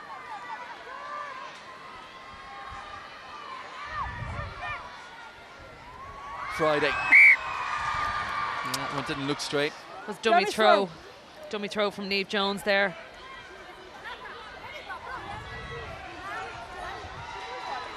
Again, there was she probably just read the call wrong or something. There was a lot of movement in the Irish line-out before they were looking for that two-jumper to go up at two.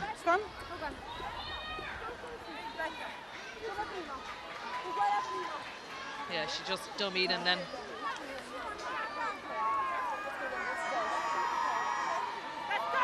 Initially have opted for the scrum. interesting one because they have been under pressure in the scrum as opposed to they've been under pressure in the line now. I suppose as well hasn't gone, but to look to get further territory by kicking into that corner. Set!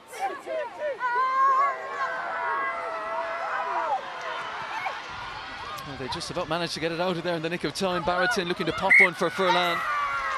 But that's gone forward. And maybe ruining the fact they went for that scrum. They were under pressure straight away. Yeah, you could see the power from Ireland. They were driving as an 8. They got it up on the left-hand side to allow the Irish flankers get off into that defensive 4, line. 3 and 14.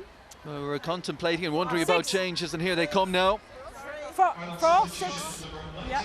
And from left to right, we've got Brittany Hogan and Aoife Wafer on for her debut. And 14. Aoife Doyle back in the 15th fold as well. But talk to us about Aoife Wafer, who's come on wearing number 20, 19 years of age, and her sister's been in action with the Ireland under-18s, I think, this weekend. A busy weekend for the family, but what is she going to bring? Yeah, I've obviously seen her play for Blackrock. She was the Leinster under-18s captain. I don't know a huge amount about her, but as far as I know, really hard tackling, hard grafting back row player. Tanya Rossert coached her on the way up at underage and just said that she's just a hard player and come from Enniscorthy. Her sister obviously is the under-18s. They are playing over in the Festival of in Scotland at the moment, so they played England and France, close game against England, lost to France, and they play Wales in a full game, so I'm not sure where the parents are, whether they were over there, came back and are going over again. But yeah, a huge talent at 19 that has been playing the whole way up, and it's great to see a young 19-year-old get her first cap here today. Not a bad situation to come into either, with your side leading 24 points to 3. That's a brilliant kick from Stacey Flood. And Aoife Doyle is into the action, as we said, as well. She's taken up station on the left wing. Yeah, Aoife's been really good in the AIL this year for Railway Union. But look at this, it's great having a left boot of Stacey Flood to pin Italy back and looking for that space.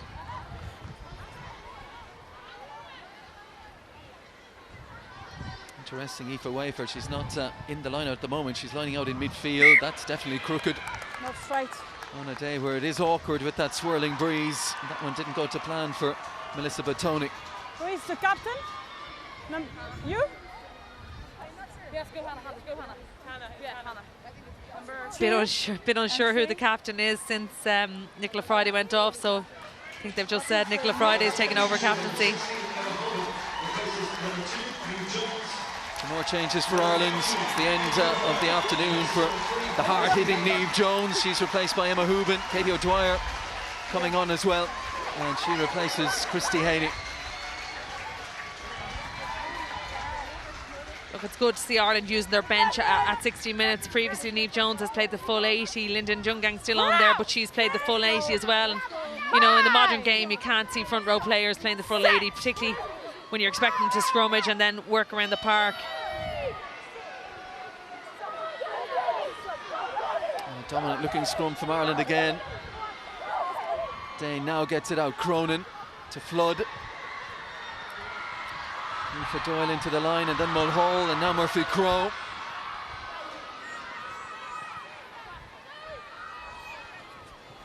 Wafer gets her first carry as a senior Ireland international. Katie O'Dwyer doesn't waste long in getting her hands on the ball. Here's Cronin. Flood. There's the kick through again. The chase led by Eve Higgins. You can just see with Stacey Flood, the Italians, they're not quite sure what to do with her, because she's mixed that game up. She's run, she's passed, and look for those kicks in behind as well. Yeah, it's that triple threat that she has, and because she's playing it flat on the gain line. Confirmation that Hannah O'Connor has taken over the captaincy. So obviously Nicola Friday is squad captain, but then the senior players group includes Nicole Cronin, Hannah O'Connor and Catherine Dane. So it was always going to be one of those three that took over the captaincy.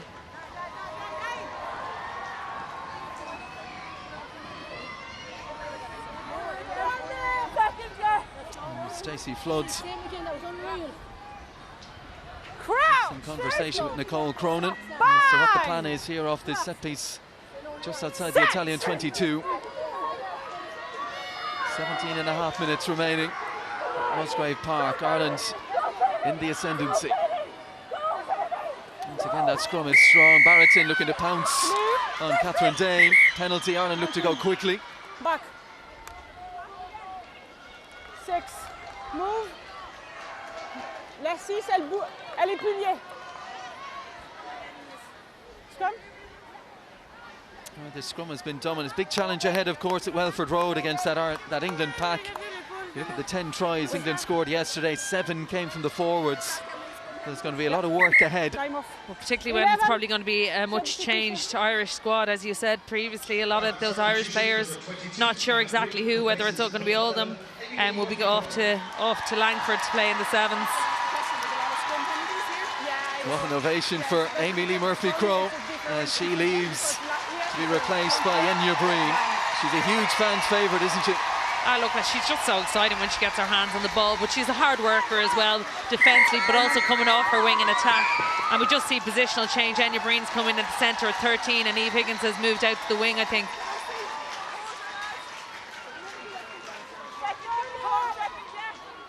Brittany Hogan now packing down at the back of that scrum. Enya Breen from Skibbereen on for her 12th cap.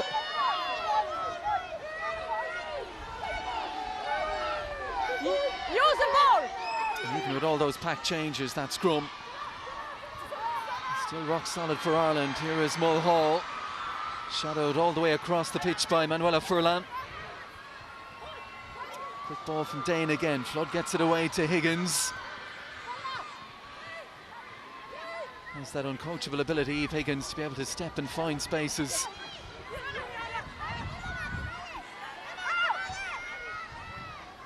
Dane. Now Cronin, looking for a little gap. Flood. Kick dropped over the head of Sophia Stefan.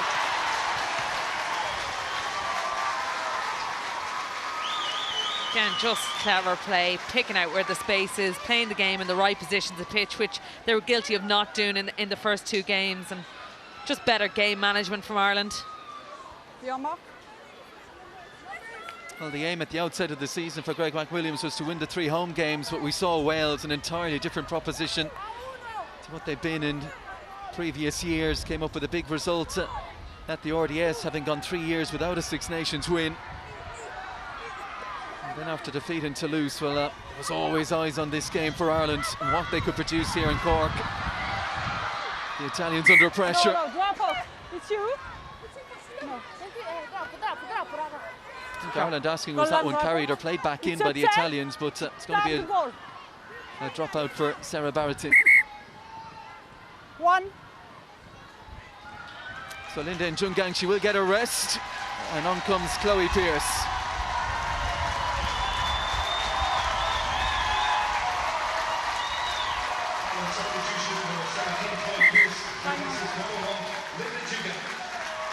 Another huge shift from Linda Njungang.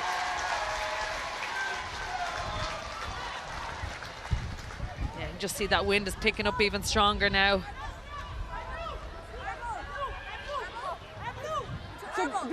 Chloe Pearce was huge in the interpros for Munster, particularly around the park. It's probably her scrummaging that has let her down on occasions, just a little bit too high, but something she's worked on and she continues to work on. Nia Briggs would have had a very close eye on her down there.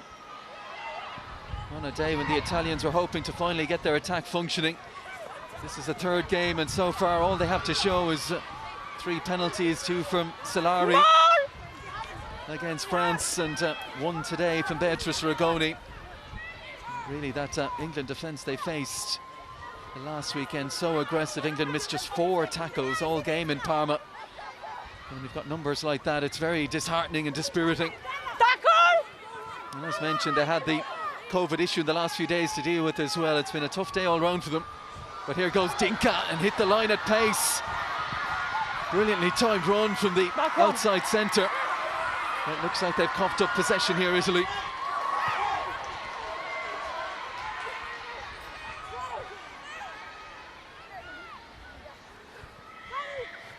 Dinka showing in that moment what she's capable of. Wasn't set to start today, but Michaela Solari, one of those ruled out this week. Good break here from Magatti, slaloming in field. Awkward for Rigoni. He's going to come under pressure here.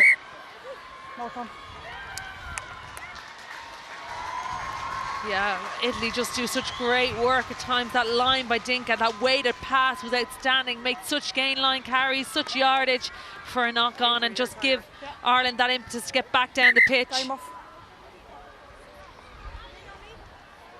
Brilliant line by her. Just a bit of confusion between Enya Breen and Eve Higgins there. Great chase back from Higgins though. Work off the ball, always hungry, looking for work. A beautifully balanced, upright runner, Dinka. Just her 7th cap at the age of 20. And Nicole Cronin requiring some attention. 2007 was the last time that Ireland failed to win any of their opening 2 fixtures. They lost their 3rd that year as well against England. So this was always going to be, as we said in the circumstances, a very big fixture for Greg McWilliams, and he was speaking ahead of the game, you know, what it would mean. You're trying to get the processes right, you're getting a good environment around the camp as well, but you want tangible reward as well, and it looks like they will get that today in terms of the win. Yeah, look, these 2 teams are on different paths. This is an Italian team going to a World Cup, huge experience. I imagine they will have loads of retirements after the World Cup. This is a new, fresh Irish side that we said this year they have a year of grace almost, but they still want results, and they still need results to keep this big public support from them and the crowds to come out and watch them play. Cronin back to full fitness. Into the line comes Enya Breen. Dane.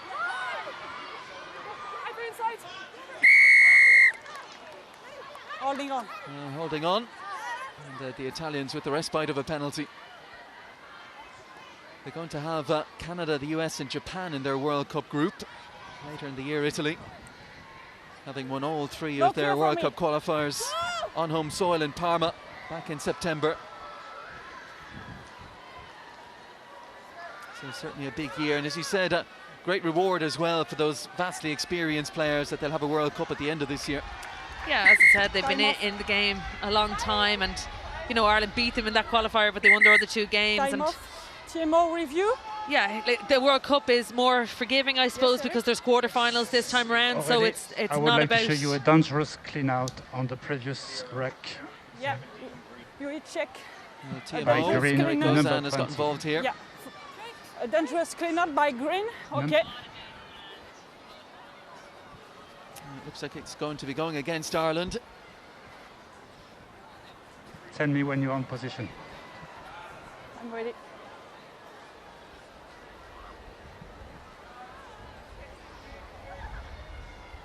Now, what is the TMO scene here?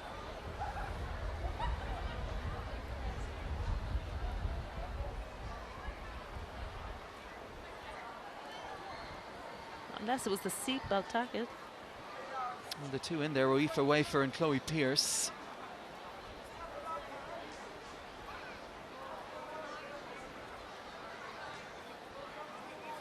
And that is Chloe Pierce just left a picture. Unless he's looking at some sort of roll by Aoife Wafer, crocodile roll, but it's. Yes. Already I'll show you all the angles. Yeah, for me, the position of the blue is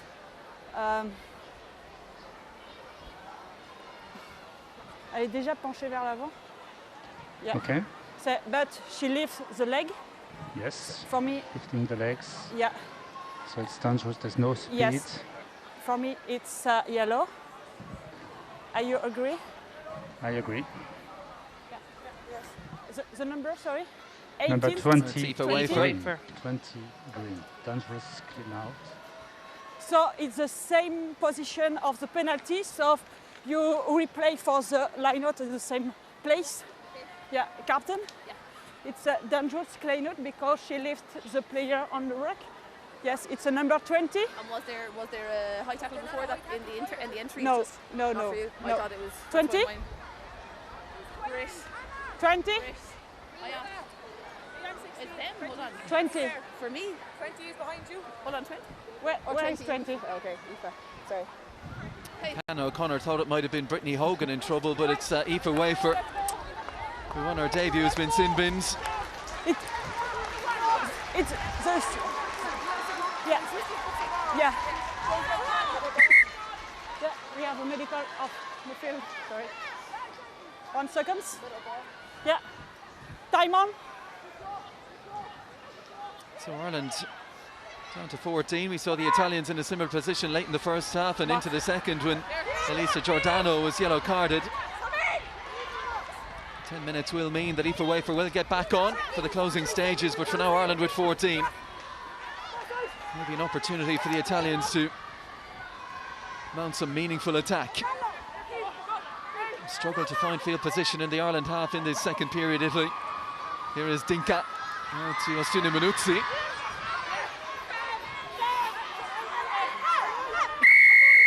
No. And a penalty, and it's the tap and go from Sarah Baratin. No advantage, no 10. Emma Hooben, the one who made the tackle, but Ireland not back 10. Quick thinking from Baratin. Yeah, they have to play with that tempo and look to speed up the game. They're not getting much change from the set piece. Obviously, they will go for a line out here to get territory. And a very good kick as well. Will land them inside the Ireland 22. 9. 7. And the final Ireland player off the bench is Aoibhinn Riley, the scrum half who started the first two.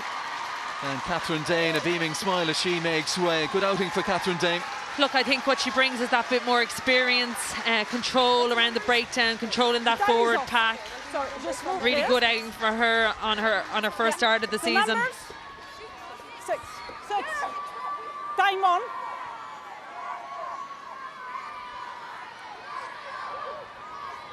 Italy secure the line out and now look to get their own maul going.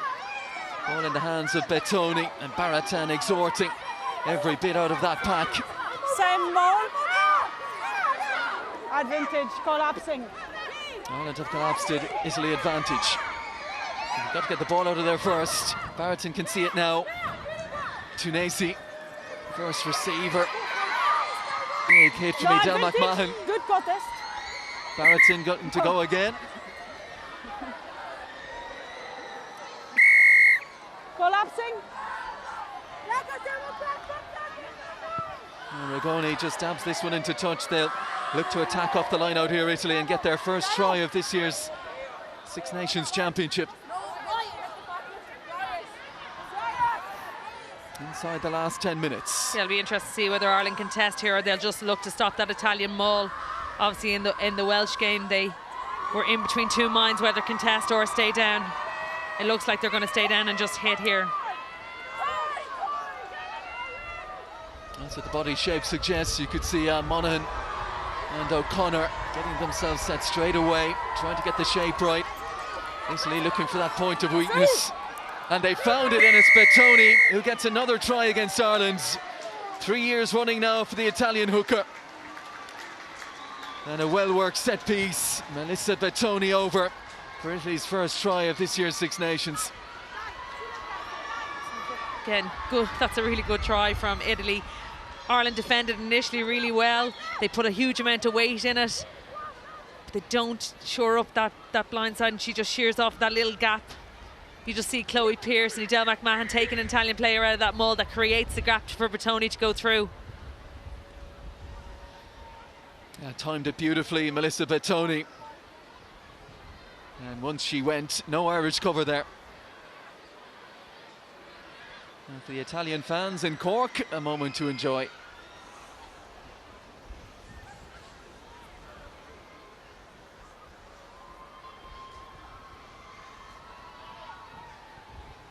This is not easy for Beatrice Rigoni.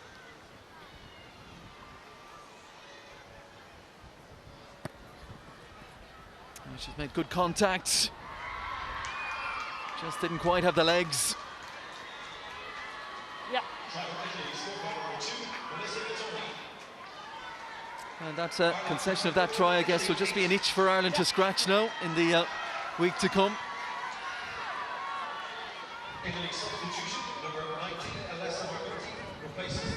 Well, the end of the afternoon for Sara Tonesi, who had a big outing. Italy's number 4. And she was replaced by Alessia Margotti, the 22-year-old on for her senior debut. Magatti brings Italy out of their 22. Here is Rigoni. Flips it into the try scorer, Bettoni. Ireland still with 14, and Italy fancying if they can get down the pitch, there might be another score in this for them before we reach the 80 minutes. Rigoni, lovely pass back on the inside. Sofia Stefan in support. Back. Not very happy that one's gone backwards. Here's Elisa Giordano, met by her opposite number Hannah O'Connor.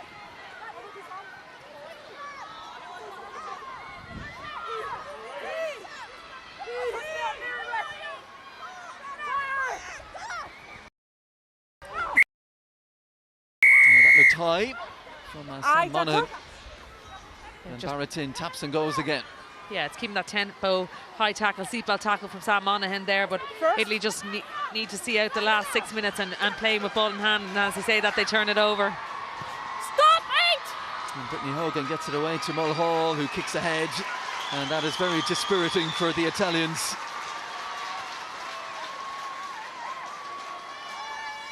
Yeah, Ricconi just brilliant things at times, but Avon Riley just timed that so well. And then Mulhall spots the space in behind.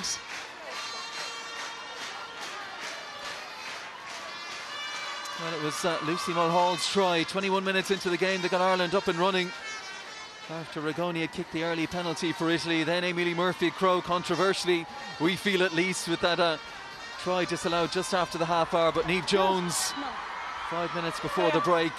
Ireland 10-3 at half-time. Then Higgins and the penalty try in the second half. Ireland with the bonus points wrapped up. Slow ball for Baratin. Rigoni, lovely hands again from Beatrice Rigoni. An international for Italy since the age of 18.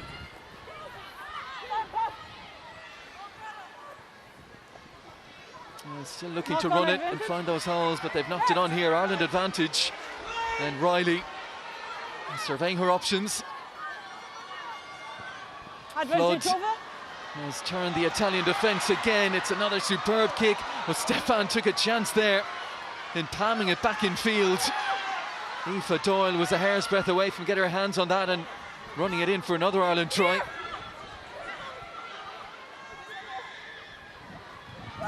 Rigoni, lovely little dummy, charged down though by Enya Breen, and Italy under pressure again right on their try line. No hand. Well, they're so ambitious, maybe overly ambitious at times, Italy. It's a lovely little step initially from Rigoni, but then the pressure came from Breen. And still looking to find an exit here, and now they do. Well, Fiona, let's get your player of the match then. Yeah, look, I think there's been some excellent performances from Ireland. Stacey Flood, in particular, looking probe in behind with that left boot. But my TikTok player of the match is second row Sam Monaghan. I think she's a hugely abrasive player, really took it to the Italians in the first half, and her scrummaging was outstanding throughout. So today's TikTok player of the match is Ireland's Sam Monaghan. Yeah, she has been standout for the 3 games so far. Sam Monaghan, Fiona Coughlin's choice, is the TikTok Women's Six Nations player of the match. Always nice to win that award in victory.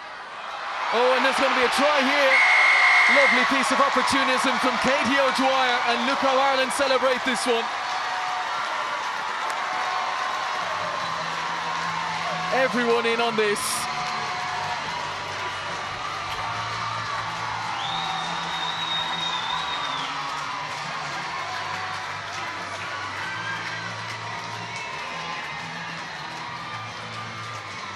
Really well read by Katie O'Dwyer. Very opportunistic, as you said. Bouncing ball, she claimed it. Well up, pressure from Brittany Hogan in front. Just that catch and pivot, ballerina-esque. Oh, that is outstanding piece of handling from Katie O'Dwyer. Might have been disappointed not to start today, having started the opening 2 games. But she has come on in this second half, and that is a moment That will live with her for a long, long time. Plucked it out of the hands of Alessia Margotti. Great and over for the try. Sorry, great pressure in the line out though from Brittany Hogan to get up, and just Italy fumbled that ball that it's loose then for Katie O'Dwyer to come on to, but she had tough work to do.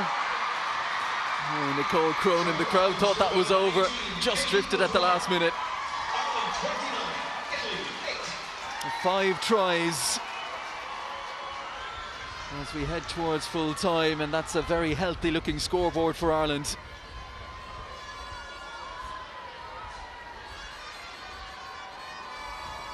Ladies and gentlemen, today's TikTok player of the match. Leap away for back on. Sounds like a popular choice from the fan reaction. Sam Monaghan, man of the match, or player of the match rather. What will this win, Fiona, do you think do for the team now? As we said, it's the biggest challenge in world rugby at the moment, facing them at Welford Road next week. Yeah, look, they know what they're going to be up against going to England. There'll be areas that they'll focus on specifically going into that English game. And as we said, going to France, Ireland have never beaten England in England, so it's going to be about that performance and trying to just improve on the things. Outside. Looking for more of that scrum to improve again, looking for that set piece. It's going to be a tougher task against England next week, but we know how exciting they can be if they get their ball in hand and looking to run the ball. And just a reminder, the Sevens players set to depart, so we will see new faces into the starting 15 next week. For Greg McWilliams, what will be the big positives for him today? I think it's the improvement in their set piece from week 1, from that Welsh game. Defence at times. Sorry, but that's a huge turnover for Eve Wafer coming back in off that yellow card. And just kind of cohesiveness. And they didn't go down. They didn't get their head down after that performance against France. Because let's face it wasn't a good performance in any aspect of the game. So just to bounce back from that, with again very little time. Here we see Wafer. She's a tackle assist. She releases. Low body position and really hard for those 2 Italian players to move her. And that's how you respond to a sin binning. You come on and you make your mark in the 2 minutes or so that she had remaining on the pitch. Aoife Wafer. Set. For the Italians, incidentally, it will be Scotland in Parma next, and they'll feel they can pick themselves up maybe from this and get the win that they were chasing today, that maybe that might come for them next week. They will finish in Cardiff against Wales, Italy. Ireland, as mentioned, Welford Road against the English. Scotland at Kingspan Stadium up in Belfast. But they'll enjoy this victory after the opening 2 defeats. And particularly enjoy it with 5 tries in the bag as well, and all different sorts of tries as well. There was pressure on this fixture. You talk about pressure at the top, England and France. That will all be decided from match day 5 in Bayonne. But pressure at the bottom as well, 2 sides that hadn't a victory to their name coming into this one. It's Ireland who've come out victorious. And worthy winners today. You know, they dominated set piece, they dominated possession and territory. Just played a really clever game. Italy at times tried to force it. Obviously, the lead into it was horrible for Italy, losing players to COVID, you know, having to change their starting team, just things not going their way, and then put themselves under a huge amount of pressure in the first half, not using the win to their advantage. But all credit to Ireland, brilliant performance and well-deserved winners. So that is it. Ireland have the victory at Musgrave Park in Cork. 5 tries in the bag as well. It is finished. Ireland 29, Italy 8.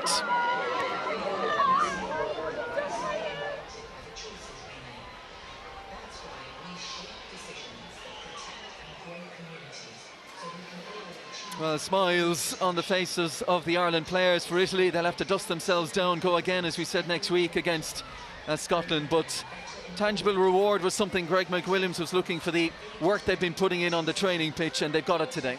Yeah, Greg talks a lot about processes and not the result at the end of the day, but this result will be huge for them, huge for the camp going forward into that final game, particularly against Scotland. And they're travelling with a bigger squad. You have the likes of Michelle Claffey there, Maeve O'Leary in that extended squad of travelling. They get a huge amount from this being involved, that they'll probably look to be involved in that England game and the Scotland game going forward. But yeah, they'll be delighted with the result. The crowd here have been outstanding, delighted with the result as well, and it just keeps that positive momentum going forward. And just looking down below as well as Ireland celebrate the victory. Niamh Briggs is right there, big part of the coaching staff as well. And she's very much enjoyed this victory today as well. But Fiona Coughlin's choice as the TikTok Women's Six Nations Player of the Match was Sam Monaghan. And we can hear from her now. Sam, congratulations, you are the TikTok Women's Six Nations Player of the Match, and with your award we're joined by TikTok creator Rugby with Amy. Sam, congratulations. Massive, any day you win in an Irish jersey is a good day, but I would imagine in light of all the work that's gone on in recent weeks, there must be an awful lot of relief as well. Yeah, look, I mean, the last 3 weeks have been tough, and I don't think we played the rugby that we thought we could play. And it's been a tough couple of weeks, and we looked at ourselves and really did the hard work this week and knew we could, you know, really just put a show for this fantastic crowd. Like, we've had the support the last couple of weeks, and we just wanted to do it for everyone here, especially for all the Munster girls. They're delighted to have a win down here. It's just so special. It means so much to all of us. As a squad, you've had to endure very difficult times, but you've never lost sight of the fact that this support is here, and you knew you were going to get a Rugby Mad Cork support today to cheer you on. Yeah, I mean, even since we set foot in Cork, everyone's been so nice.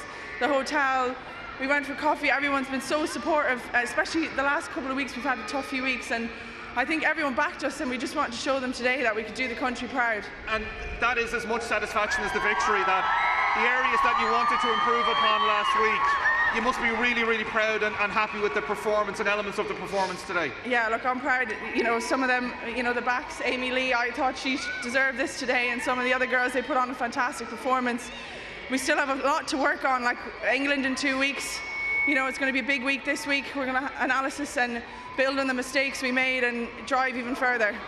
But how important can it be for this squad to get a victory like that, get a win in the ledger, and use this now as a springboard to justify all the work that's gone on in recent weeks? Yeah, I mean, this is just the start. This is momentum building now, and we'll work on from here. And this is just the first step of the rest of our journey. We're really excited for the next couple of weeks and make a big stamp on the rest of the Six Nations. Congratulations on the victory. Thank you for your time. Yeah, another monstrous performance from Sam Monaghan in that Ireland pack, and she was doing well there to hear the questions of Damien O'Mara. She's got a big following down there. She enjoyed it, and Ireland now going to take the acclaim of the support here. Maybe it is there is something to the Musgrave Park factor. We saw how big it was for the Ireland men's under-20s in recent years. Look, I think it's been a good decision to move it around the country, having in Dublin first, then down here, and then up to Ravenhill. And it's just fans, like, it's a brilliant day out for young kids aspiring to their role models out there on the pitch, and that's huge. You know, you see the following on social media, and it's just huge for these squads. A lovely moment for Enya Breen, but I think we can now head back down to Damien here from the Ireland captain, Nicola Friday. Nicola, congratulations. Great to get a win on the board, but a really much improved performance which will bring great satisfaction as well. Yeah, look, I'm immensely proud of the girls and the work they did out in that pitch today.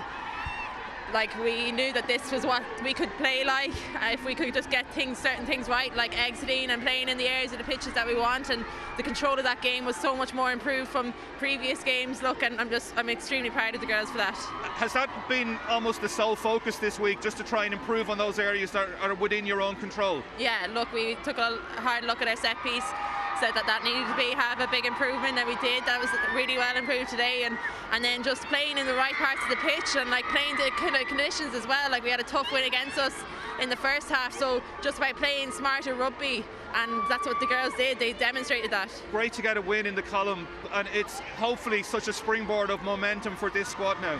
Yeah, look, it's something that I think the girls deserved. It's been a tough 2 weeks, but I always knew that they had the talent within themselves to get this performance. And look, we have a tough 2 weeks now. We have England and then Scotland, and it's going to be another huge battle for both games, so we're going to have to be twice as better for those 2 games. I know very often people might think we pay lip service to the support and the groundswell that's behind you, but we're here with a gale force wind blowing down on top of us, and there's hundreds of people here that want to spend time with this squad. And what does it mean to you as a group to know that, irrespective of what's gone on, there's so many people here who want to be part of this journey? It's amazing. It's lifted us in whenever we're in the toughest parts of the match, like to look up into the full crowds and see your family and see friends and see little girls and boys to have travelled to come and see us. Like, that's that's huge for us, and we just appreciate all of the support. Enjoy the celebrations. Thank you for your time. Very much. Thank you. Thank you. You can feel the emotion coming from the Ireland captain, Nicola Friday. Her first win as Ireland captain. Yeah, it's huge for her as well. And, you know, as she said, there's still huge areas that they need to improve on, but it's part of that journey process and momentum. This is a really important step in the momentum at the start of a very young squad's journey with a new management, and this will be huge for them. Italy, on the flip side, you know, they were disrupted week in, but they're going to go back a week off now to get things right for their home game against Scotland, and that now is a huge and pivotal game for them. And I think from an Ireland point of view, not just to win the game, which was important, but to win it the way they won it as well. We heard Nicola Friday saying how they played the conditions, particularly how they got the set piece right today, and all eyes were on that. But in particular, and also Stacey Flood's kicking game, how they managed the game, the conditions. Yeah, that was something. Against France, they played in their own 22 too much. They didn't use the wind when they had it, whereas today we could see it, and we could see that left boot of Stacey probing, and she had confidence in the set piece, both from a defensive point of view and an attacking point of view, what her forwards could do and produce if she put them into the right positions. And, you know, credit to them. It's tough when you have a scrum going backwards to readjust for a week and get such a dominant performance against a good and experienced Italian pack. But I think she's across on the far side of the pitch at the moment, signing autographs and taking photos. She's going to miss out on this team photo here, which is a lovely way to finish the day for these Ireland players. So for Ireland, it is the victory. Let's get the view of the Italian camp now. We can hear from the boss, and that is Andrea Di Giandomenico. Andrea, not the result that you wanted. How do you reflect on the Italian performance? No, we need a deep reflection on our performance, individual. It's embarrassing sometimes, so we need the restart with a new focus. Is not acceptable, this performance. Are you angry with elements of the performance? Has this fallen below what you expected today? Yeah, of course, but it's not. We don't looking for alibi or something. We know the work is the only way. So to start for next, we have to work, improve. It's the only way. Is it a good thing that there is a break now, that it gives you time to refocus? I don't see the good things where to restart. Of course, we need to restart from the mind, focus. We know the same player play a good rugby until 2-3 months ago, so we don't forget this. And we restart. Good luck with the rest of the championship, and good luck with the rest of the year. Thank you very much. Yeah, an understandably disappointed Italian camp. It is Ireland's day at Musgrave Park in Cork. They are up and running with their first win in this year's TikTok Women's Six Nations Championship. We leave you with the final score of Ireland 29, Italy 8. From all of us here at Musgrave Park, we bid you goodbye.